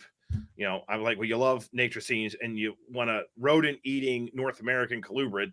So that was the way. So I dove down the Amnophis as well. And I have a really cool setup for my Oregon red spotteds that it's probably the closest thing to bioactive that I have. It's a 4x2x2 that I made a background for. And I have a coil Arcadia UVB in there light. And that one's been really interesting because the heat comes on first and then the UVB comes on. I have them on timers hook up to my cell phone. And they will like immediately, they wake up in the morning, they go and they bask underneath the heat lamp. When the UVB comes on, they definitely will leave the heat to go to the UVB for like half an hour or an hour most of the time. And then they go back to the heat, get the temperature, and then they're just like all over that cage all day long. Nice. So those Lake Chalapa, is it Lake Chalapa? Chapala. Like the ones that Mike Kosicki has that he posts pictures of. I have those. Zach has those too. Do you? Yes. Yeah. They grow so cool. like weeds.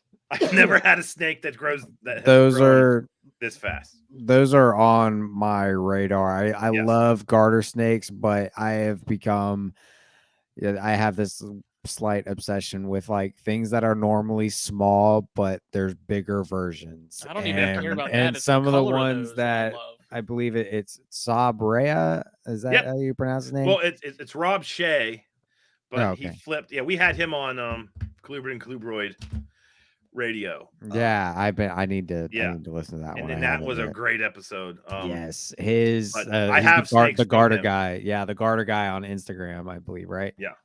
Oh, that's who Kosicki got his. He's the leader as far as garter snakes go, man. He's oh my gosh, he's got a lot of like the bigger lake locality, like from Mexican.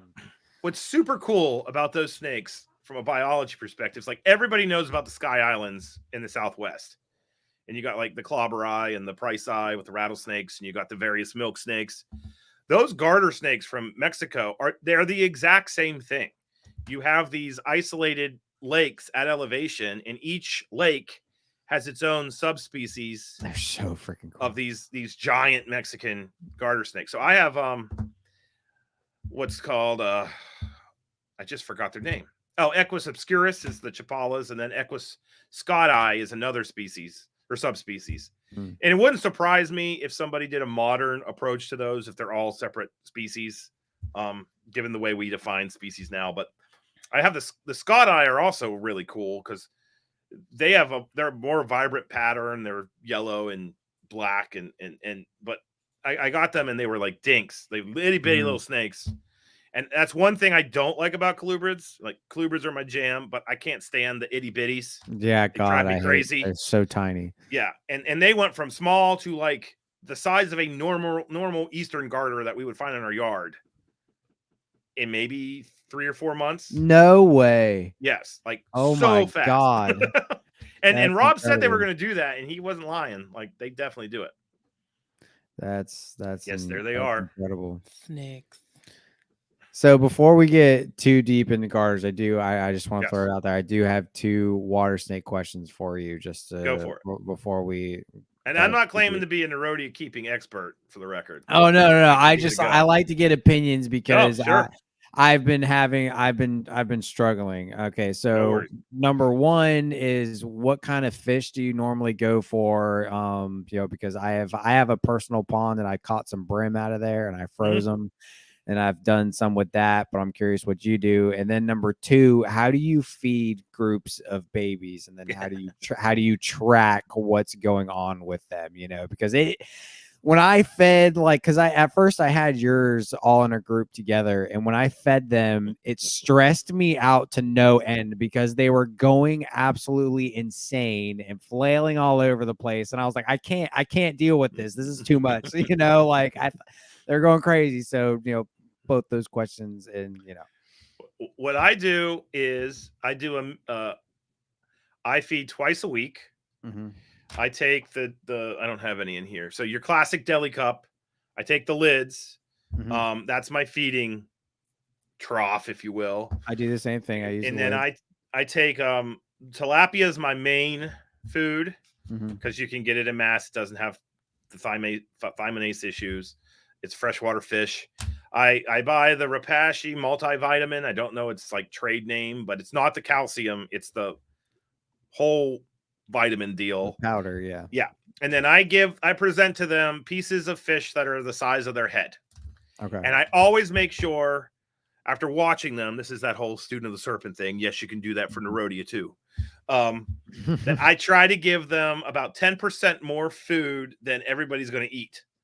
Yeah. And so that way, because here's what happens all the time. It happens with garters. It happens with Nerodia. It happens with all these natricids that we keep communally. When you put the food down in there, even though there's more than enough food for everybody to eat, you've got that overly aggressive individual that's going to hit the plate first. And then you've got the other individual that's almost like banking on that initial snake to feed that's going to immediately go over and try to get the food out of its mouth. He wants that piece, yeah, not the other pieces. He wants that piece. And that's what would freak me out is because they would be trying to get pieces out of other snakes' mouths. And I'm like, what is going on? Like, stop. No, they'll literally like do the whole, how they eat real fast. Yeah. They'll engulf. They'll do the Lady and the Tramp thing, and then the next thing you know, it's literally eating the head of one. Yeah. But what happens when that happens is the one that's head is eaten will then start death rolling. Yes. And then the other one's like, oh, mistake. I'm going to puke up Steve, and then regurgitates that one, and then everything's okay. And it took me a little while to like accept that this is what they do. Really? And I watch them, but I've never had anybody die. I've never had anybody, and that whole like crazy behavior of the food's here, it almost makes them manic, like you're talking about. Yeah. And that's what makes them eat, because what I have found is that when you separate them out, if they were initially raised that way, and then you put them together and you put the food in there, a lot of them are literally waiting for that crazed reaction, and that's their stimulus that tells them food. Right. And so you end up with this kind of weird dynamic where you don't want them doing that, so you separate them, but then you offer them food and they're like, yeah, I'm just going to starve to death because I don't have the chance to chew on Steve's face. Like, exactly. It's very weird dynamic. So what I did is I just basically, I fed them that way. They would grow up, separate them, grow up, separate them, grow up, separate them. But I kept them in groups of 5. And then I just gave them more space. And inevitably now my holdbacks from last year, because like this was the first year I bred them. So I'm not necessarily the expert here at all. But the ones that I kept for me, they're all about they're somewhere between 9 and 12 inches long now. And they're girthy. They're not tiny. But they just stopped. Like now they kind of go down at their own leisure. They get their food. They go away. And then I'm okay with throwing away a couple pieces of fish at the end of the day. Yeah. But the secret, I think, is like giving them a little bit more than what they need, because then underfeeding them. Because if you don't feed them enough, then you're really going to end up with like Thunderdome in there.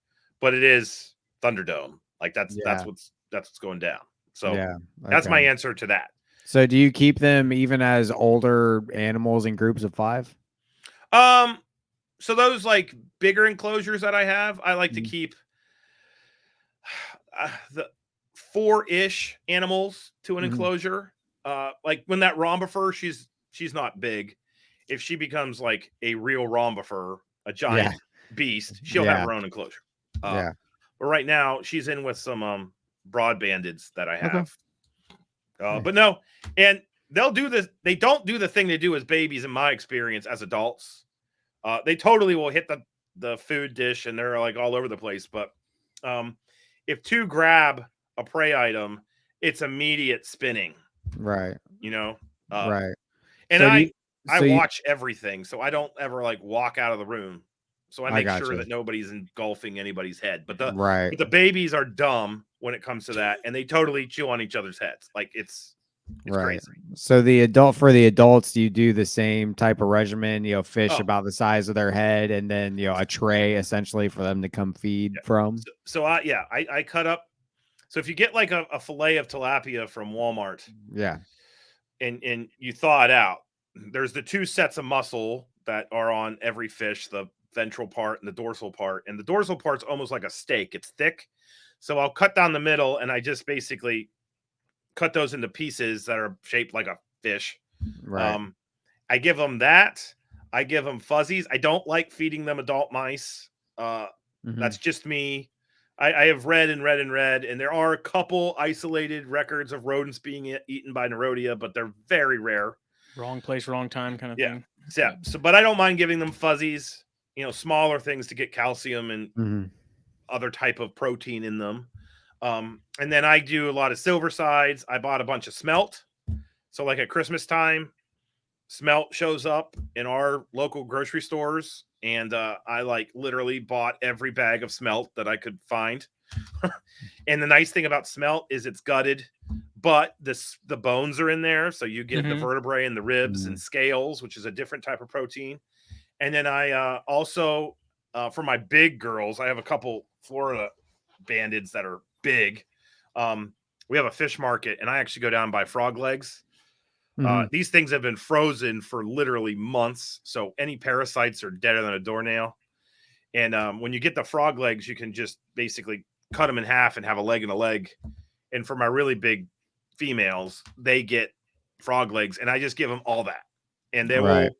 It's funny because sometimes though everything's gone, and then the next week they get picky. They do not refuse tilapia, in my experience. That seems to be like the fish they'll eat. Oh, catfish nuggets, whatever the hell a catfish nugget is. You go to the grocery store and you can find those. Catfish is another fish that you don't worry about the thymidase. But I'm giving them like a lot of variety. But I've treated mine. I've gotten the parasites out, not so much for them, but I don't want them defecating and then finding out that these really obscure South American colubroids that I've spent forever trying to get are super susceptible to the parasites that are in Nerodia. So that was the real reason why they treated it. And when I treated them, I saw roundworms and things like that get past, but they appeared to weather it fine. But no. And then what was really interesting is as fall started to like come into winter here, they naturally went off food, which was kind of cool because they pound food during the summertime. Like I said, I can put that target up and they're like, boom, right there at the glass. So what type of fish do you worry about with the thymidase? You worry about anything that's a minnow. And a lot of people don't know like what constitutes a minnow. So like goldfish are minnows. The family Cyprinidae. Carp are just glorified. Well, goldfish are just glorified carp. So if you like, I saw once where somebody went out and they caught a carp and they chopped it all up and that's what they were feeding. Well, you're giving them the wrong fish. So I stay away from those. And then a lot of the fish that you can buy at Petco, those things are raised outside in places like Florida. There's parasites in them. So you're basically, you're feeding them a prey item, but we're like literally dosing our snakes with parasites, and we don't want to do that. So do you think I would be okay like catching fish and freezing them for several days? Sure. Like, is that it's not I've never live, obviously, but frozen for several days. Yeah. I think I would be fine. safe. Yeah. I mean, the general rule that I've been taught, and it could be longer, but if you keep things like frozen for just like quarantine, 30 to 60 days, it's going to wipe things out. You got to understand, like a lot of the parasites that we have that live in an intermediate host, like a frog or a fish, they had to evolve for those animals dying over wintertime and freezing. When they thaw out, the mink shows up and eats them. The water snake shows up and eats them. And if they can survive the freezing point, they're going to get into the intermediate host or the definitive host. Right. So it's a long freeze, not necessarily a short freeze. I got you. Okay. Good to know. Yeah. Yeah. But I did one semester in Florida for grad school, and I immediately was like blown away with the way the water snakes looked. And I kept a couple, and we had this pond in the middle of our apartment complex. And it was like, at times I felt like you could walk across the surface of the damn pond on all the gambusia, which are guppies. Yeah. So I would go out there, look weirder than hell with my butterfly net and bread. And I would I'd put the net in the water, put the bread over top of the net. Like 100 guppies come there, boom, got them. And I fed my water snakes that way. And no ill effect, but they also came from Florida. Whatever was in those guppies was in them. Yeah. So, I didn't really see a problem with it. Yeah, Chris Montross swears by the gambusia, mostly because they're also an invasive, so it kind of works out. I actually have some in my pond as well. I noticed some gambusia in there. So, and the rhodea are good at holding parasites. It's just the only reason why I didn't want the parasites in them is I didn't want them to get to something else. Exactly. Yeah, that's why I would never want them there at all. But sounds like I'm getting tilapia this weekend. Yep. And it's cheap. Yeah. That's the other thing about Nerodia. They're really cheap to keep. and if you can get to a freaking grocery store, you can get the food. You just have to supplement. Those suckers have been eating me out of house and home with pinkies, man. Because I've been feeding them pinkies. I give it, even some of the bigger ones, I just feed chopped up, pinkies. But I'll feed a group of 3 of them, 5 or 6 pinkies, all chopped up into bits, and man, they run me out of them freaking things. Man. Try tilapia with the rhinos. I bet you they eat it. Oh yeah, I have a lot of things. I had Kingsnakes eating tilapia, for crying out loud. No, that doesn't surprise me at all. Henrietta and Marv might partake in some. I still don't think they exist. I still don't think they exist. They're real. No, they're not. Henrietta went running around the room the other day because I was gonna go clean their cage, and then after I'd pulled most of the stuff out, I was like, it's really not even that dirty in here. And then I put it all back, and of course she went and took a big old dump. No, flew off out of the cage and onto the floor and tried to go in the closet. And nice. I see how. Go ahead. Are your Ackies biters? They haven't yet. Okay, so I got a funny Ackie story. We got Ackies here when we were initially getting the animals for Zusai. I was like, we are getting a giant ass monitor and we are getting a tiny monitor, and this is happening. So I went and bought a water monitor, and then we got the Ackies, and I got a trio initially, and I got them out of the bag. I'm handling them. I was like, oh my god, these are awesome! Like I never interacted with an Odatrio before. And I got this female out, and she's like sitting on my hand, and I'm like, I'm living my 19-year-old dream. And she just like slowly put her hand down to the last knuckle of my pinky and freaking latched on and started spinning like a crocodile. I'm hearing like popping in my finger. Like the actual like bite didn't hurt. It was the spinning. Yeah. I was not prepared for the spinning. Oh my god. And then I couldn't get her off my finger. And ever since then, I look at Ackies and I'm like, devils. Screw yeah, see, you. that's how I feel about Brooks. That's how I feel about rosy boas. I hate rosy boas, man. I had a rosy boa as a kid that was a real prick too. Hey, they're that was the first and last rosy boa. They're dumb. They're dumb snakes. I'm sorry, but the Ackies don't seem to. I mean, they even if I get close to them in the cage or something, they don't. And when they do somehow come out and accidentally end up outside the cage, and if I grab by the tail and stuff, of course they just kind of thrash around and stuff. But neither of them have tried to bite me. So yeah, I was gonna say I see all these people, having their monitors come out onto their legs or their arms and stuff, feeding them. I said I'm gonna train my cave geckos to do that. And then I feel bad. I'm gonna have them run up on my hand and eat their. When I have to grab Henrietta and put her back in, I'm like, I've just broken all the trust the little trust that I've actually built up. Marv's pretty cool. Marv's like whatever, he's all right. But Henrietta, she don't want nothing to do with me. It's probably because you gave her the name Henrietta. Jesus. I'd hate you too. At least my mom didn't name me Jake. My mom named me Jacob. Thank you. So there's that. What's up with these Leopas, man? Oh, those are so cool, man. Yeah, I was showing Jake those, and he was like, "Dude, these are sweet." Okay, you weren't showing me them. I looked them up. Yeah, he looked them up. He didn't show me shit. I tried to spell it with a Y instead of an I, so I can't really do it. They are. I don't know how they aren't established in our discipline / hobby. So the species that we have here in America, there's way more of these things in Europe. But we have one, used to be Leopas. It's a horrible Latin name, Pacilio gyrus. And then there's like all these subspecies. So the subspecies we have is Caseus. They come from Paraguay.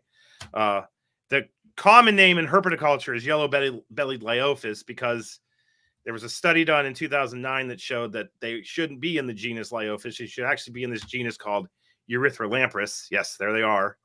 And what was crazy about that is fun little bit of herpetology. Lampreus were called the false coral snakes, and there was like 8 or 9 of them. Leopas was this taxonomic dumping ground in South America, and there's over 30 of them. And when they did the study due to name priority, Leopas was sunk. Lampreus was where all these guys went, and this genus went from having like 8 snakes in it to close to 40 all at once. But they are basically South American garter snakes. That you keep them like garter snakes. They eat all the things that garter snakes eat. They grow like garter snakes, but they're just insanely cool. They're more aquatic than garter snakes. They fill a niche in nature that's very similar, the yellow bellies, to our Nerodia, which is part of the reason why I like them so much. Right. But one of the absolutely insane things about them is they are, according to legend, really easy to breed. Yasser with Spitfire Reptiles is the only person I've been able to find in the country who has a pair of them. And I'm certain other people do, but I've been looking for males. I have 4 females right now, and I don't have any males. But what's nuts about this species of snake is that if you get a male and you get a female and they reproduce, they will, like 35 to 40 days later, drop 6 to 9 eggs. Okay. Mm-hmm. And then 30 days later, they'll drop 6 to 9 eggs. And then 30 days later, they will drop 6 to 9 eggs. Jeez. And in a year, they can lay up to 90 eggs. Good God. And they retain sperm, which is very common with dipsadded snakes, by the way. Mm-hmm. But I have adult females just waiting to go, and I finally found somebody who claims they have a pair. I bought those. I will believe that I have a pair when I get them and sex them. But I know Yasser has a pair because he's up to like, I think he's over 30 young now. And I told him, like, I want a reverse trio. So this is one of the snakes that I'm going to kind of specialize on. I also have another species, which is really cool. It is Lampreus typhus or Leopas typhus. They're called green velvet swamp snakes. And they're just beautiful animals. They're bright green with these like purple, yellow undertones to them. I've actually been able to get plenty of males and females with them, but they're imported. And the problem with them is they don't come in good shape. So you have to like really work with them. Mm-hmm. And I've had more die than live, but I've decided like this is going to be the snake that I try to work with. But they're easy to keep. You keep them the exact way that you keep garter snakes. So you can keep them in exos with that one eating off the tray is exactly what mine looks like. So, dude, I straight lights. Those are so. This is cool. Yeah, but this genus is crazy. In fact, before you guys came on, I was getting pictures out the wazoo because one of the goals with my book was I was like, all right, I'm gonna give these guys some love. So like everybody knows about Barron's racers and Musaranos and Trihogs and Gygus, the falsies, but like people know these exist, but I don't think they understand how awesome they are. And in Europe, they're kicking our ass because these guys have been kept in Europe for years. They're super easy. They're small, so you give like these animals max out at about this big. That's it. So how big? Justin doesn't have you on the screen. Oh, sorry. Somewhere in the neighborhood of like 12 to 14 inches. Okay. Oh wow, that's very small. Yeah. So you get a 2 or 3 foot exo, a 40-gallon exo. That's plenty big enough. Yeah. And they thrive in a naturalistic cage. They come out to you. I have mine currently in a rack. Well, I've used many strategies, but they're in a rack right now. And I open the tubs and they come right out just like Nerodia or garter snakes waiting to be fed. So I'm hoping that I get males and I can actually breed the damn things. But no, they just produce a lot of snakes. that people know that tricolor hogs do that, and if you get into tri hogs, that's kind of one thing they're well known for. But these animals take it to a whole other level. Boy, what? Tri hogs Yeah. have caught my attention more and more lately. Look at Yeah. that. That's because you've been talking to Roy so much. Yeah, That's part of the problem. it is. Mm-hmm. Roy's a great bad influence. Roy's one of my favorite people, man. Roy's He's so freaking cool. I love that dude. I really, really enjoy talking to him. He's helped me out with this cage that I got coming for that rat snake. He helped me pick out some lights, and I picked his brain quite a bit, and he was more than happy to answer all my questions. No, love them to death. Yeah, no, those are super neat, man. Justin brought them up, and I was like, let me look these things up. And I found a picture that you had, and I was like, no way. I Googled it. I was like, oh, man, these are awesome. Yeah. Those are They're also this kind of crazy, like gunmetal blue, gray, black, which is really, really cool. Yeah. But no, they're great. They are a little bit hot. I guess we should talk about that. They have a Duvernois or venom that it's all good. They have to chew. Produce. They got to chew. When you look at them like straight down on top, what's really cool is like they've got that almost Boiga look to them, where you get behind the eyes and things start swelling out a little bit. And there have been some not necessarily medically significant bites, but there's definitely been bites that lead to swelling. All of mine have shown no predilection to biting. The Typhus actually do something really cool. The velvet green swamp snakes, when they get scared, they actually will make a really tight coil and they put their head at the bottom of it. And if you like make a hognose snake do the death feigning thing, you like flip them upside down and then they are on their back. They're on their back. You put them right and they flip back. Back over, yeah. The Typhus, if you try to like pull their head out, they immediately coil back up again and hide it. So, they're not even trying to bite. But the problem with the Typhus is, you got to get them from places you don't necessarily want to buy snakes from. That's all I'm going to say on that one, because they're importers.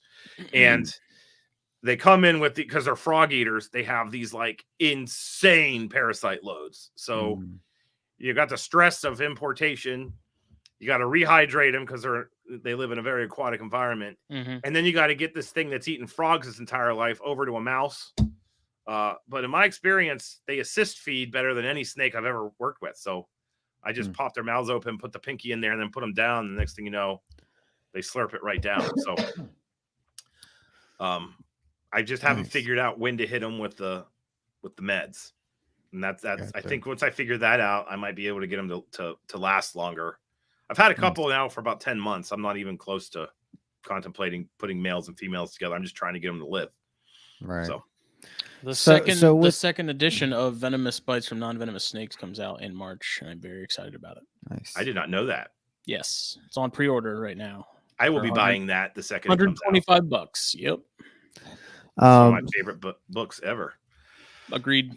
So on the subject of those water snakes, you said being a little hot, the Leopas.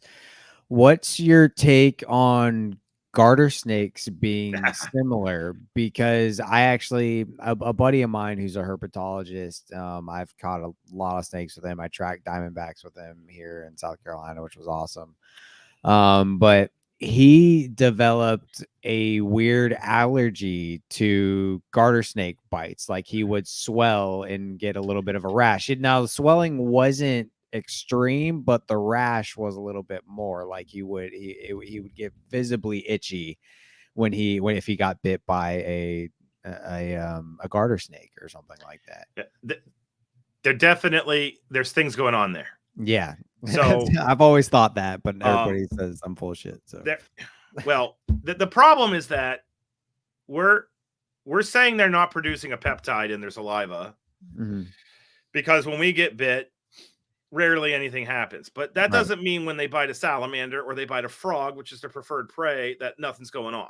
So Thamnophis has been studied biochemically to look at what's in their spit. They definitely have Duvernoy's secretions going on. A couple of the Western subspecies / species of garter snakes absolutely do cause reactions when they bite people. I cannot for the life of me remember the name of the damn species it is that's out there, but there's one that's like literally considered to be not medically significant. I'm not saying that, but like it's well known that enough people have gotten bitten by them that hands swell up. You can get like real localized edema. You can get bruising. So there's definitely something going on. Yeah, that was an interesting part of that first edition of the venomous bites and non-venomous snakes. They had a whole section that talks about that, and sort of the consensus that I remember from reading. I need to read the whole thing again, actually. Was that it was like, yes, there is something going on, but at the same time, no, there's not. Yeah, like, there's kind of this weird middle ground where they're like, if you wanted to say that they were producing a toxin, you could, but it's a bit of a stretch. Was kind of where it seemed to land. And I mean, that book's awesome because it goes through a bunch of different rear fang stuff and talks about sort of cases with bites and stuff like that, and goes into detail. I mean, some of it does get a little technical in terms of like medical terminology and stuff like that, but that's why we have Google. I actually learned a lot just from that because I was Googling these things as I was reading it. Like, what the hell is that? And they had a whole section that talked about Thamnophis and garters and stuff like that. So I'm very anxious for the second edition. And I know that there have been species where there's this like arms race between, it's out west. There's a salamander or a newt or something. The newt produces toxins, which are to keep the garter from eating it. The garter then evolves the ability with its adrenal glands and its kidneys to render those toxins moot. But in the process, it's like gaining the toxins, and then you get bit by those. You end up having a bad reaction. Like, it's this crazy interrelationship there. But there's definitely something going on there. Right. And it's also a person by person thing. You know? Like it's all about exposure to it, one, and two, everybody reacts differently to everything. Not everybody's allergic to bees. So it's completely possible that one person could have a worse reaction to a garter snake bite than your average person. No, totally. And like on this subject, so one of the things with the Dipsadded book is that each species account, each chapter, I have a like venom / Duvernoy secretion section, and I talk about what they produce, the impact to humans, bite histories if I could find them, like the biochemistry, the whole 9 yards of doing that. Well, I'm also about to start writing on the hognose snake book, and I'm bumping into hognose snake literature, and everybody's favorite snake to like boop the snoot on.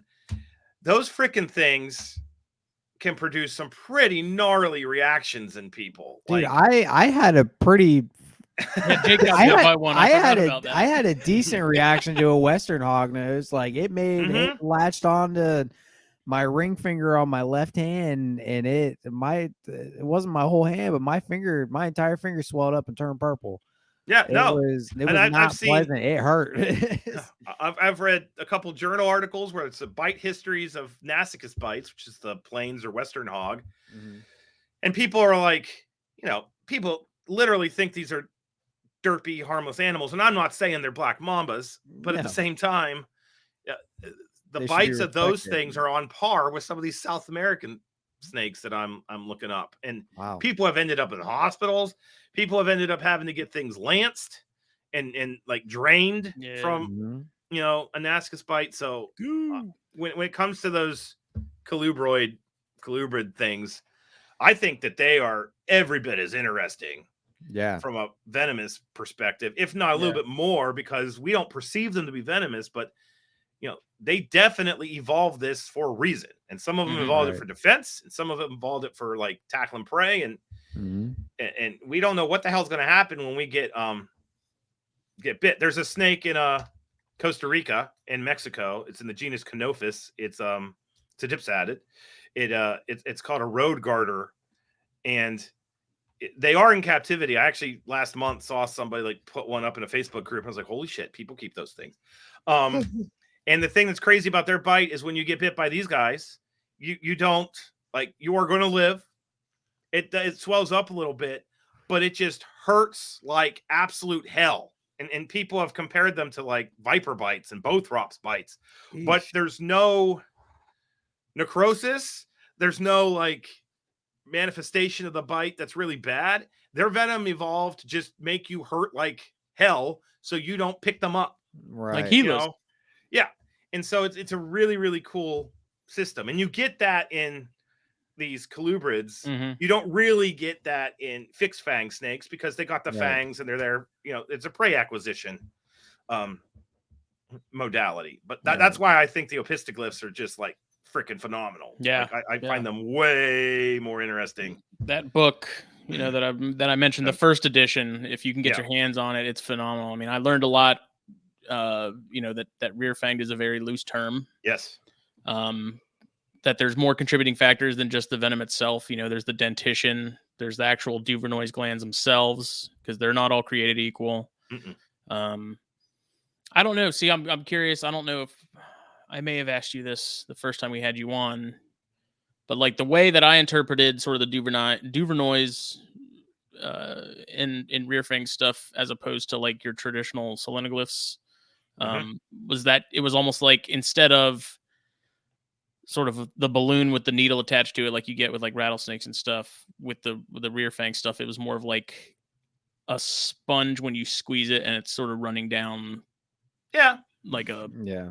Well, the neat thing is, and they talk about this in that book, is that like, and you hit the nail on the head. It's really almost disingenuous to say that to refer to it as the Duvernois gland, because that implies that they're all the same. Like when I talk about a pancreas, I'm stuck on pancreases tonight, but the pancreas in one snake is pretty much the same as the pancreas in another snake. Right. When you look at the Duvernois glands histology and its physical, its anatomy, things like Phylodryas, which are your Barron's racers, and they have lumens in there. Like there's literally various lobes to that Duvernois structure that are producing different amounts of secretions.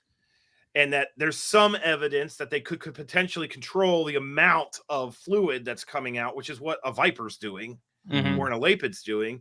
And then you got other things like false water cobras, where it's the sponge. And it really has to like really chew on you to get a lot of that fluid out of that gland and into your hand. So you're right. It's not the same.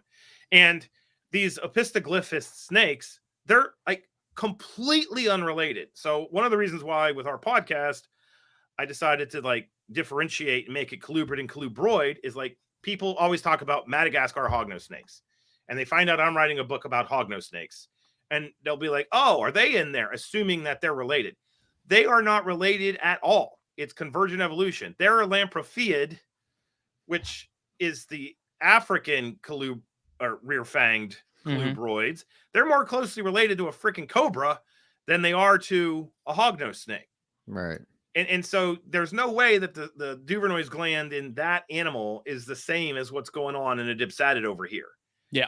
It's totally different evolutionary lineage. So it's so that's also why I think the opisthoglyphs are crazy, because like elapids with their fixed fangs evolved once. And they diverged, but you have that origin point. The vipers evolved with the selenoglyphs, the movable fangs, once. This opisthoglyphous condition with a Duvernois gland has evolved all kinds of times across the snake tree of life.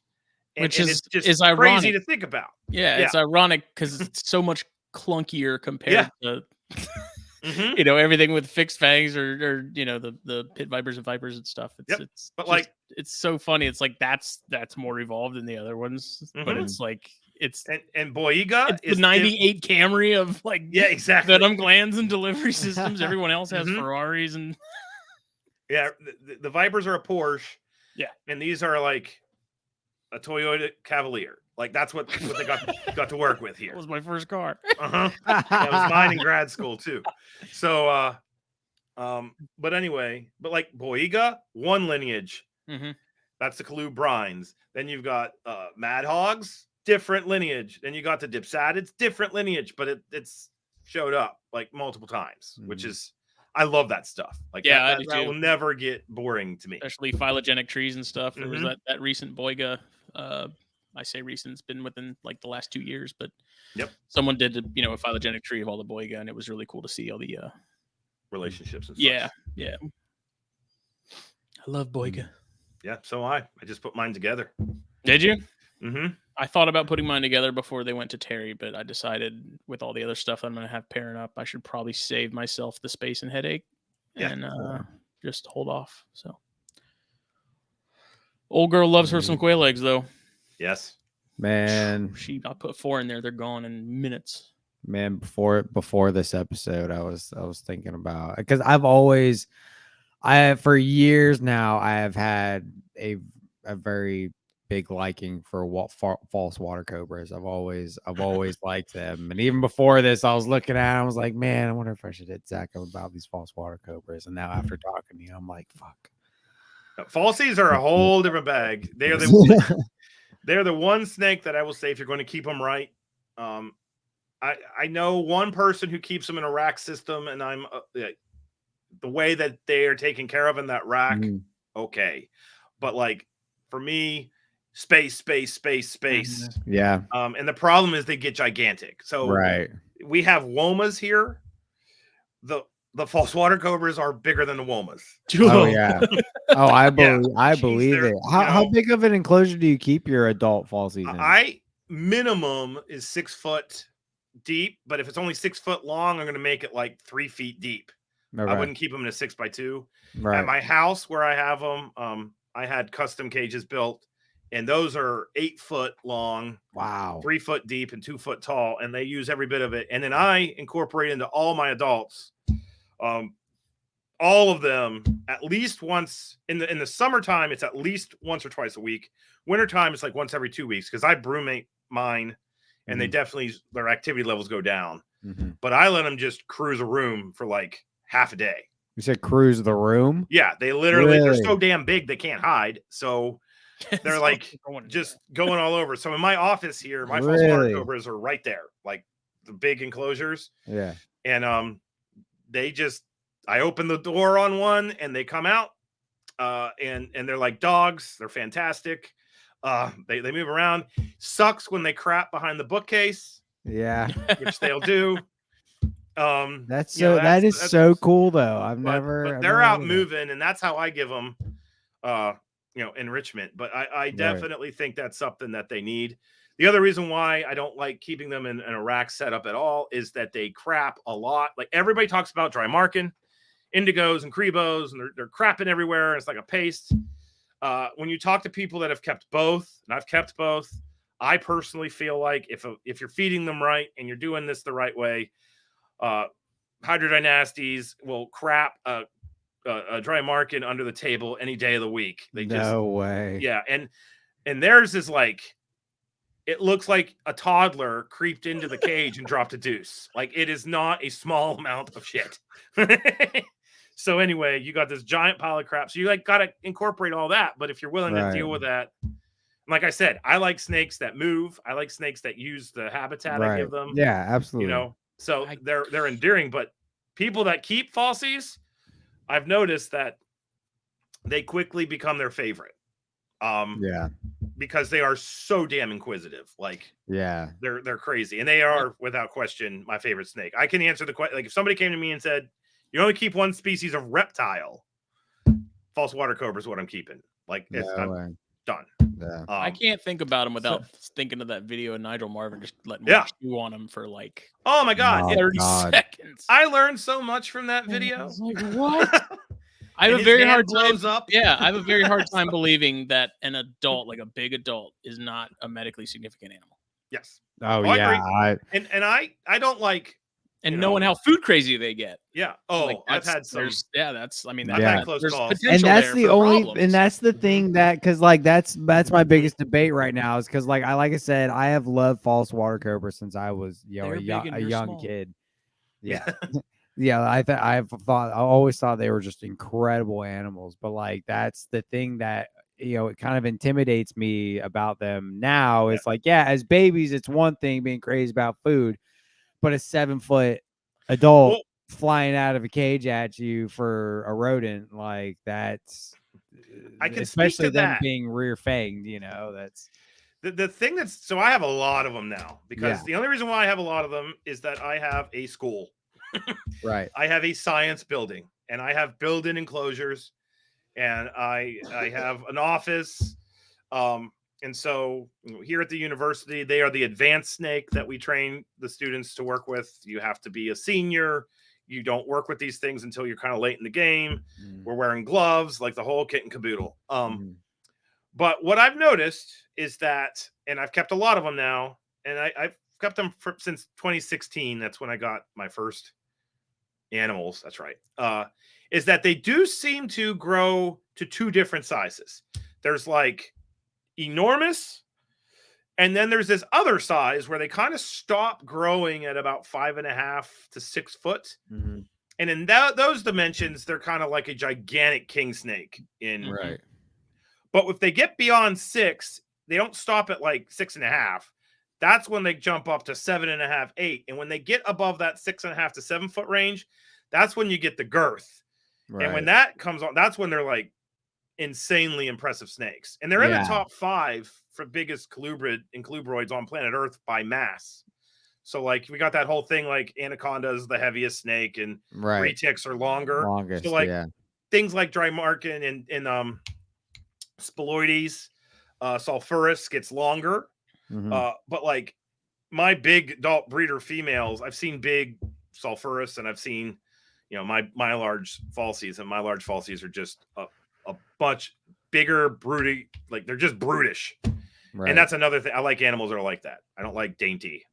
I love big colubrids. I want another big colubrid, and I'm trying to figure out, what it's gonna be, because I've always had, shut up. I've always had probably my 2 favorites are falsies and Chinese king rats. I used to have Chinese kings. I absolutely love them. They're on my radar again. But falsies have always been one that's I've never attempted, but definitely interesting. They're fun to keep because they're known for their feeding response. One thing that I've noticed in keeping a lot of false water cobras, like in this office right now, there are 1, 2, 3, 4, 5, 6, 7, 8. There's 8 of them in here.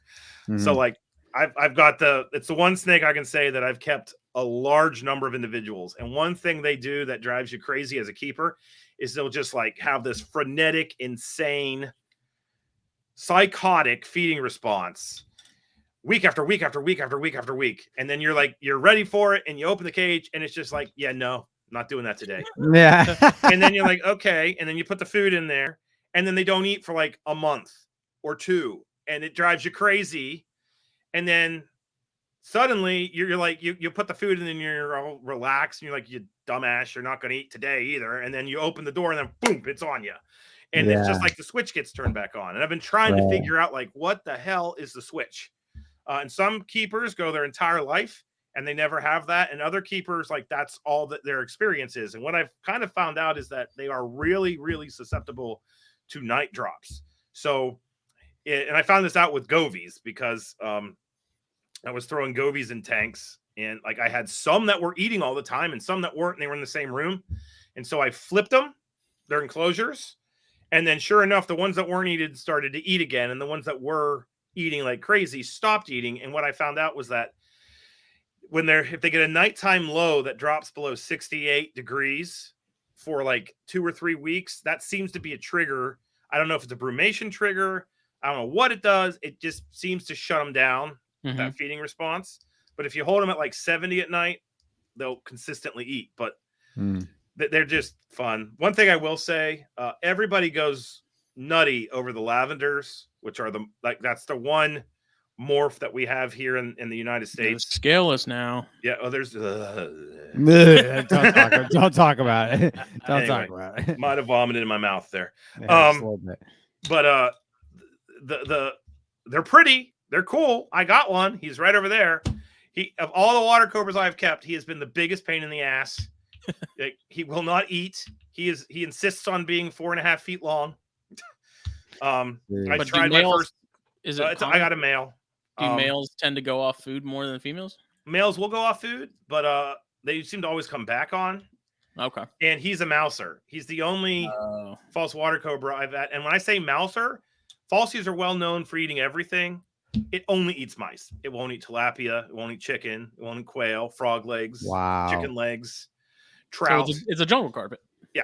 And I've I've tried. I've talked to a couple other people I know that have the lavs.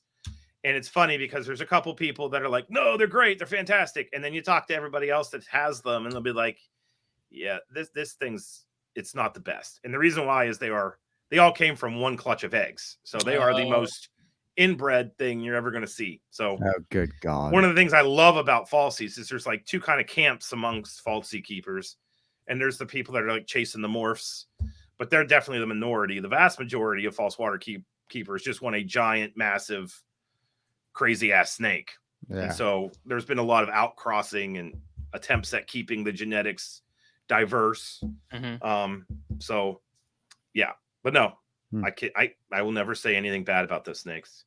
What type of enclosure do you keep babies in? Babies we keep in rack systems. I have them in the Reptile Basics rack. I don't know the size of the tub, but so babies do okay in racks. You're do okay to a point. You're referring to a larger animals not doing well. Well, when I say babies, I mean for like the first 6 months because they grow like weeds. Gotcha. Okay. So I took a false water cobra from fresh out of an egg. They're big babies. 5.5 feet in 11 months. Holy what? Yeah, and that was not power feeding. And they eat twice a week, but they eat small meals twice a week. So that's like the way they work. But the problem is you can keep them until they get to be about a foot in length in that rack system, but then they start crapping and like a lot. And you will never be able to get the ventilation you need in a tub. You've got to get them out into a bigger enclosure. My PVC enclosures I have for falsies, I drill extra holes for ventilation. I've done the whole thing where you like mount computer fans to draw the air across to get it out because they just crap a lot. And a downside, a definite negative, if you keep false water cobras, they smell, which is fantastic because I am at work with 8 of them in this office. So I have my office has this reputation of being like really cool, but it stinks. So people really have to want to come in here. I'm nose blind to it. Doesn't bother me. But at home, they were stinking up my garage to the point where my wife is an insanely tolerant woman and I love her dearly. And she even was like, can we please get rid of the smell? And the smell showed up when I decided to have false water cobras at home. So, you're always dealing with that with them. So you have to know that if you're keeping one or a pair, it's one thing. When you've got like multiples, it's a whole different ballgame. I was saying that's all I would want is one or a pair. And I already deal with colubrids, so my room always stinks. So, yeah, I wanted to talk about the govies. We can do that, I guess, before we finish it up. But sure, you've been using those a lot. Yeah. How are you using multiples per cage?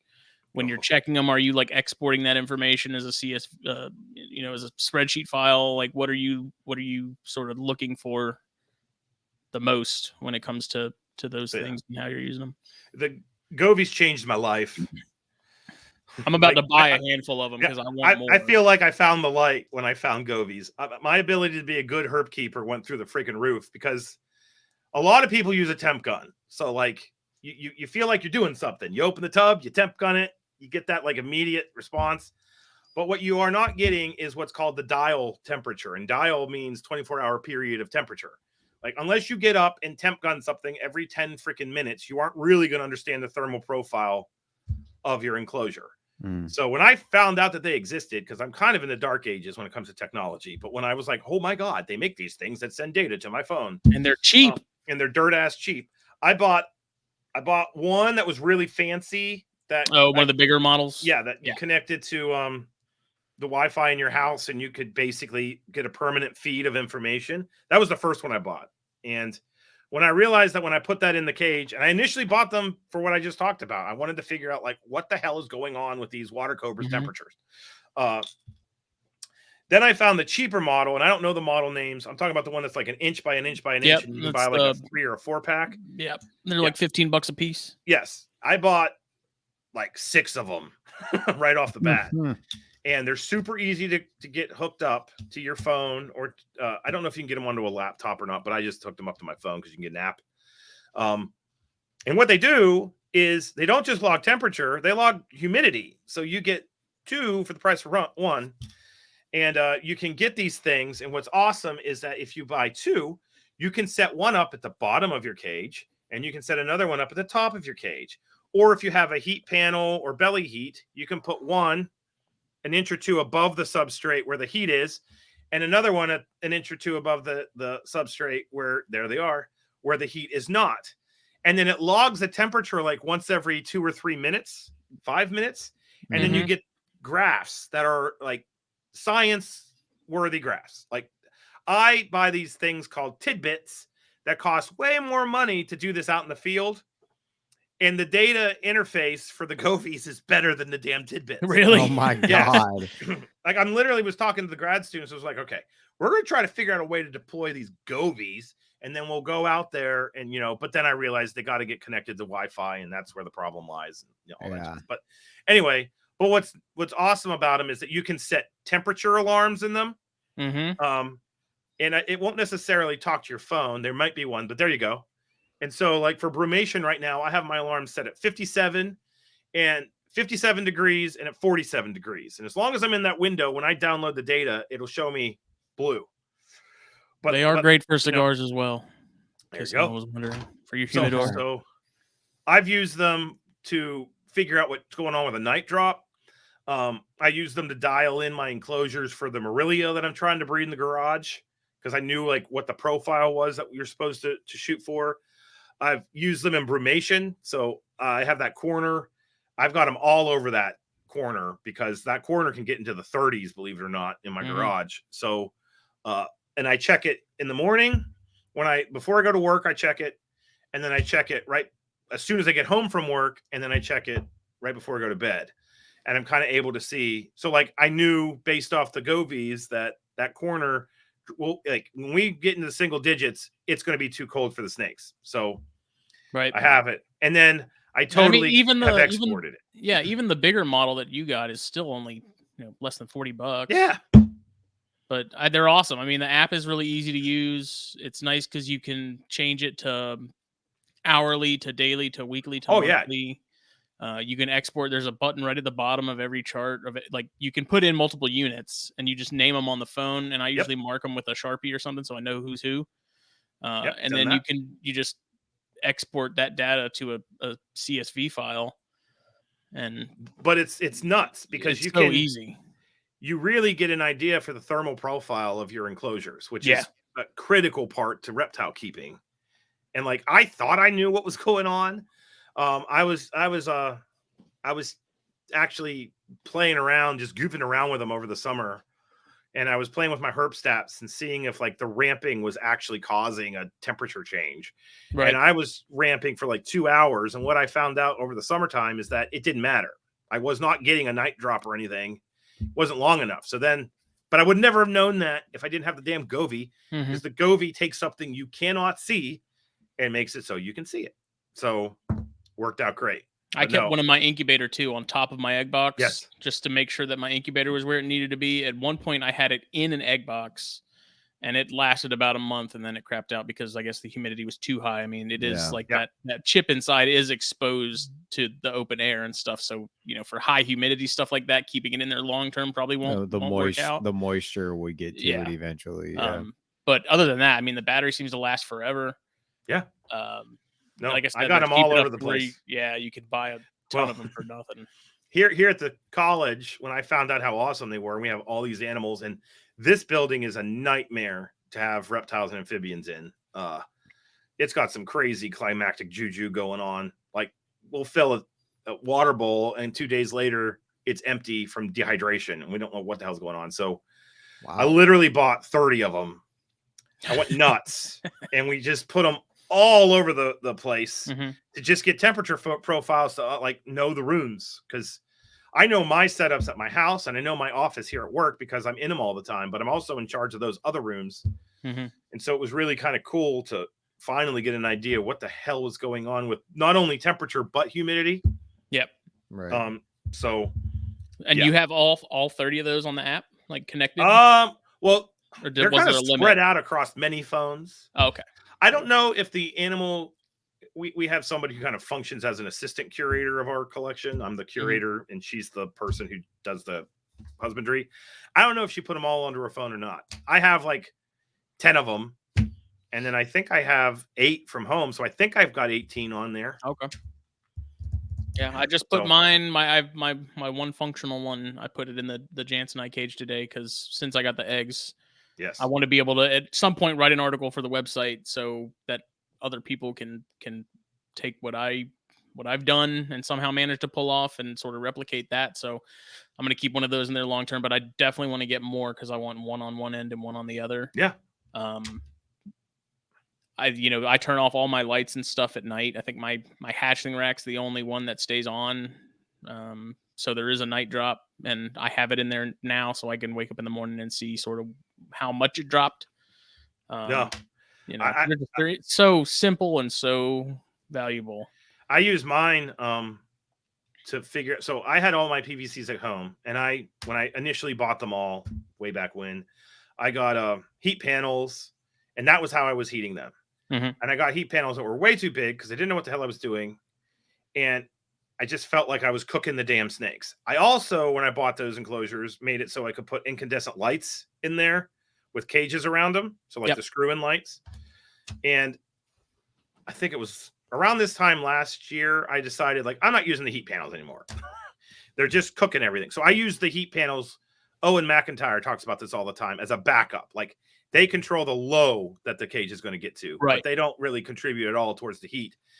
With Govies, I was able to put them strategically in an enclosure, and then I went to Lowe's, and Lowe's sells these awesome halogen lights that are like the exact same concept as a heat lamp from Petco, only they cost like $4.75 for 2. Oh yeah. And they come in boxes. If there's a green one, there's a yellow one, there's a blue one, there's an orange one. They don't burn out in a week. No, they burn out in about 3 to 4 months.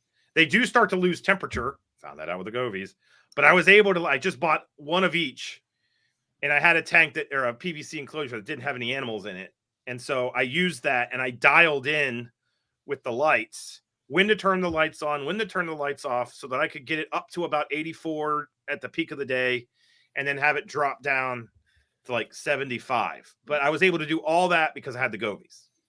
So you can do a lot with the Govies. Yeah. And the other thing is when I went to the lights, the snakes, they basked, they started moving more. I got really natural behaviors back, which was kind of cool. And I was able to keep the damn humidity where I wanted it to be in the enclosures versus those freaking heat panels that like made everything like the Sahara. Yeah. So anywho. And I used the incubator actually to sort of make sure mine was calibrated too, because I had my incubator set at the time, I think like 85-ish. Somewhere in that range. I can't remember exactly off the top of my head. And so putting that in there and knowing that that's the temperature that it's supposed to be at. Yeah. And then, having the Govee and the app to verify that and stuff. And it seemed pretty dead on. So I definitely want more of them. I need more of them. It seems like one of those things that should be pretty much a staple in just about every room, No, I'm on Team Govee. And there's some other versions. Yeah, there's sensor push, which are a little more expensive. Yes. Andy Middleton uses those a lot. I think those come... Like you can get a separate sort of router looking thing that you can access Wi-Fi and check those, when you're away. I think that's like they are more expensive, and that extra Wi-Fi unit is extra money. But I mean, the Govies, if something happens to it, you're only out like $15. So it's not like they're not replaceable. I mean, at the price that batteries are, it may even be cheaper to just get a new one rather than replace the batteries. But yeah, they're freaking awesome, man. I've used them in the garage the entire time I've been cooling stuff to be able to check. I learned that my garage is typically about 10 degrees warmer than whatever it is outside. Which has been handy. Nice. So, you know, it's not something you would think you would use as much as you do, you know. Yeah. And they're fun because you get to see it all. Oh, no, totally. When we put them in our incubator and found out that our incubators were spiking the same hour every night, which was bizarre. Here it was. We have no idea why. That juju I was talking about. It's a ghost. So we moved them out of that incubator to another one. That was a couple years ago, but no, I can't say enough good things about them. Yeah. And I mean, that's information you wouldn't have known if you didn't have something like that in there to see it, you know? Yes. Jake needs to get on the Govee train. Yeah. Sounds like it. Yeah. Sweet. Well, 2.5 hours. Yeah. Yeah. Well, where can I'm sure everybody already probably knows, but where can everybody find you, Dr. Loughman? So Instagram, that's where I am, the Dr. Crawdad. So look that up. Facebook, just Zac Loughman. And then Matt, Most, and I have our podcast, Colubrid and Colubroid Radio. Which you should check out whether you're into that stuff or not, because you're going to learn something regardless. Yeah.